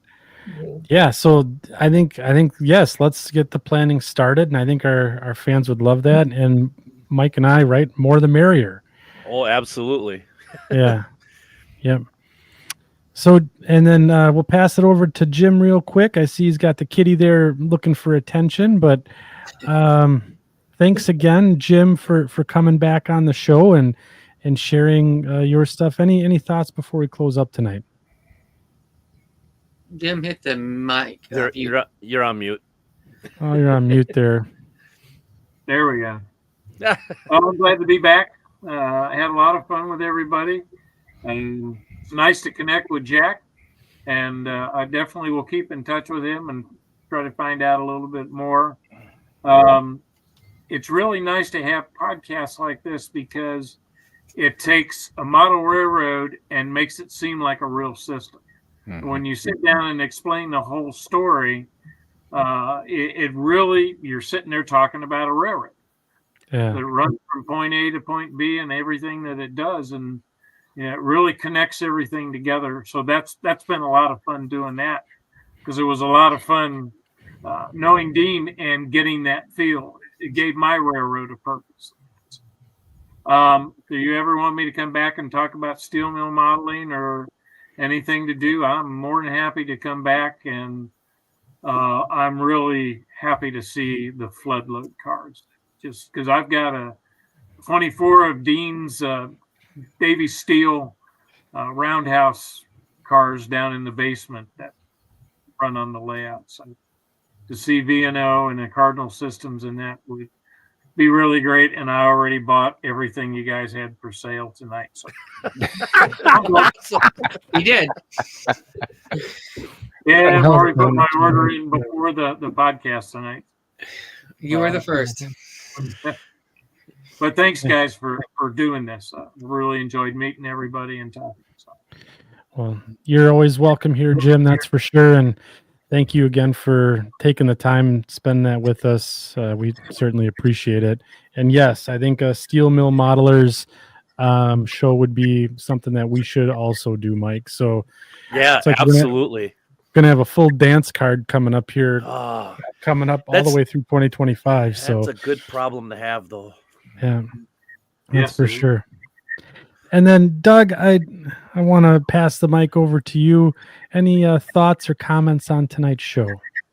Yes, real quick. Wanted to thank Jack and Jim for being with us tonight. Definitely very enlightening, and you continue to show what we see at HomeShops, the creativity of the layout general managers. Mike, congratulations on the Farland Terminal. Thanks again for showing us, what your railroad's about. Chris, thanks for the opportunity to be part of the team. Andy, appreciate the platform that you provide. And also want to say thank you very much to HomeShops customers, customers tonight, customers that have spent time with us up at Amherst. Chris talked early in the conversation this evening about the V&O C30-7s. All the C30-7s that came up to Amherst with Chris, all were sold, which was great. We were very happy about that. And I'll wrap it up with this. One of the things that continues to stand out to me is the tremendous fellowship amongst all of the folks that are listening, the folks that spent time with us tonight, the folks that host this program, and the folks that spent time with us at Amherst. Thank you very much for everything that you do. It's a great journey to be on, and glad to be part of this organization. Very well said, Doug. Thank you. It's always good to see you again. Good to be here. Chris, anything before anything you want to add? Well, I'm glad you brought that up. I've got another slideshow to share. Okay. Hour 4. Here we go. It's just awesome to be amongst this company here and having these stories to tell. When we were doing the Davies car, Jim DePola kind of reached out and said, "Hey, I've got this connection," and we did the Cardinal System box car, and Jack Brown reached out and said, "Hey, I've got this connection," and it's just really fun to see how this network of like-minded modelers is out there, and between the podcast and what we do, and how we go out and meet people, it's pulling everybody back together in a really fun and productive, constructive way, and so I just consider myself very fortunate that these pieces fell together and we're able to all meet in one place and tell the story, and hopefully inspire people to run with the baton and take care of the next relay in this freelance race. So this is very humbling and fun and exciting. Thanks to all of you. Well, Chris, we absolutely love having you and Doug on the show. We've developed a friendship over this interaction, and tonight was just a lot of fun, right? And we got to partake in, hearing some of the history of how these freelance model railroads came to be, transitioning maybe to a prototype in some cases, but then also get to see what's on the horizon as some of these systems from the 70s and 80s modernize, with some of the new products that you're bringing out. So I think it's super cool what you're doing and bringing us all together. Mike, you look like, go ahead. Go ahead. I'm chuckling as I'm reading Ray's comment there, and Ray is and his podcast are just as an important part of bringing this community together. Oh yeah, we've always, and I can't believe after what he just sent me as a personal message, I can't believe I'm going to say something nice to him. But we've always worked really close together. His show serves one side of the hobby. Our show serves a different side of the hobby, and yet we serve the same type of hobby. Yep. All at the same time, and we work very, very close with Ray, and as well as others, and it's really, really, really gotten to be a very good friendship and a great community, and go check out the Around the Layout podcast. Ray does an amazing job. He's got, I know for a fact, he's got some pretty cool guests lined up. So there's that. And always remember, if you have any hate mail for the Second Section podcast, send it to Ray at aroundthelayout.com. At gmail.com. At gmail.com. That's right. And I do have one public service message, though, if I might, Andy. By all means.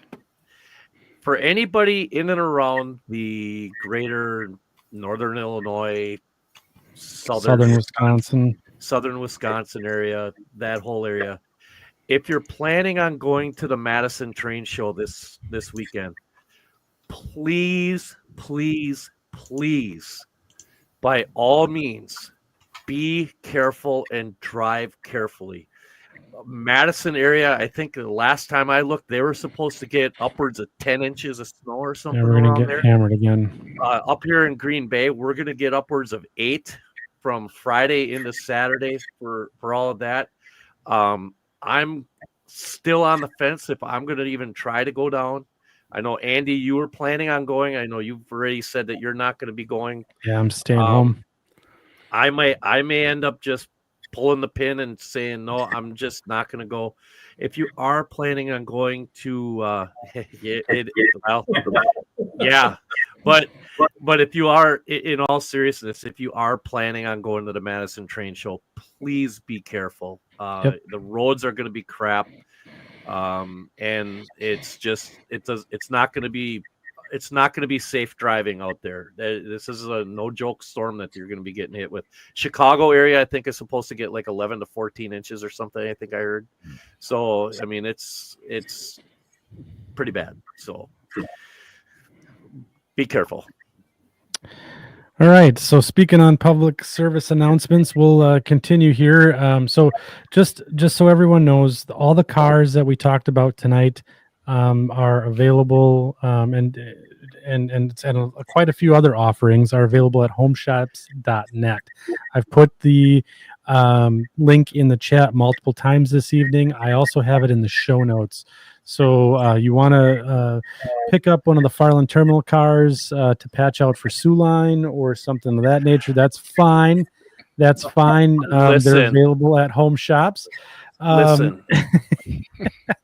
Listen, I'm telling you right now, this is unacceptable. This is what Ray from around the I'm telling you. This is, and then the booty puts his logo on it right there. See, that's the whole 9 yards right there. Yep. I mean, if you're gonna do Sioux Line, at least do the SUE line. Mm-hmm. There you go. Okay, don't make it this one. Come on, let's get a little creative here. This is no bueno right here. That's all there is to it. No bueno. I'm just. But all funny business aside, please check out Home Shops. They've been with us since day one, and been a big supporter of the show. And so homeshops.net, and they still have, looks like, a couple of those V&O locomotives available if I don't grab them. But I also made my purchase this evening during the show. And if anyone has a couch that I could sleep on, just let me know, because there was some damage was done this evening, that's for sure. So so again, check out Home Shops. Again, always fun having them on the show. And then we're back again next week. So 3 weeks in a row, you get stuck with the second section on Thursday nights at 7 p.m. Hey, Kansas City, that's all you three-peat, baby. Yeah. Shots fired. It was almost accurate, but worse. Yeah, but we'll be back next Thursday, and I believe John Parker from the BNSF and Fall River is going to be on the show, and he's going to be doing a layout tour for us. So I know he was just on Ray's podcast recently, so you'll get doubled up with John Parker, but we're going to do two sides of the spectrum. We'll do the visual side on our end. So check us out next Thursday. Don't miss that. And if you want to keep the party rolling, we do have a Facebook group, Second Section Podcast. We got over 1,600 members in there now. That's growing every day. Great community of modelers out there sharing insights and all those things. And we do have a group build going on for folks in the Second Section community. We're doing just basic weathering of a freight car, and we're sharing the photos and techniques with everyone in the community there. Lots of good methods and ideas exchanging, and a lot of people are learning. So really, really excited about that. So again, thank you to the crew here tonight. Thank you, section crew, for showing up, asking a bunch of great questions. And Mike, take us out. What do we do? We just keep on modeling. Thanks, everyone. Good night. Good night. Good night.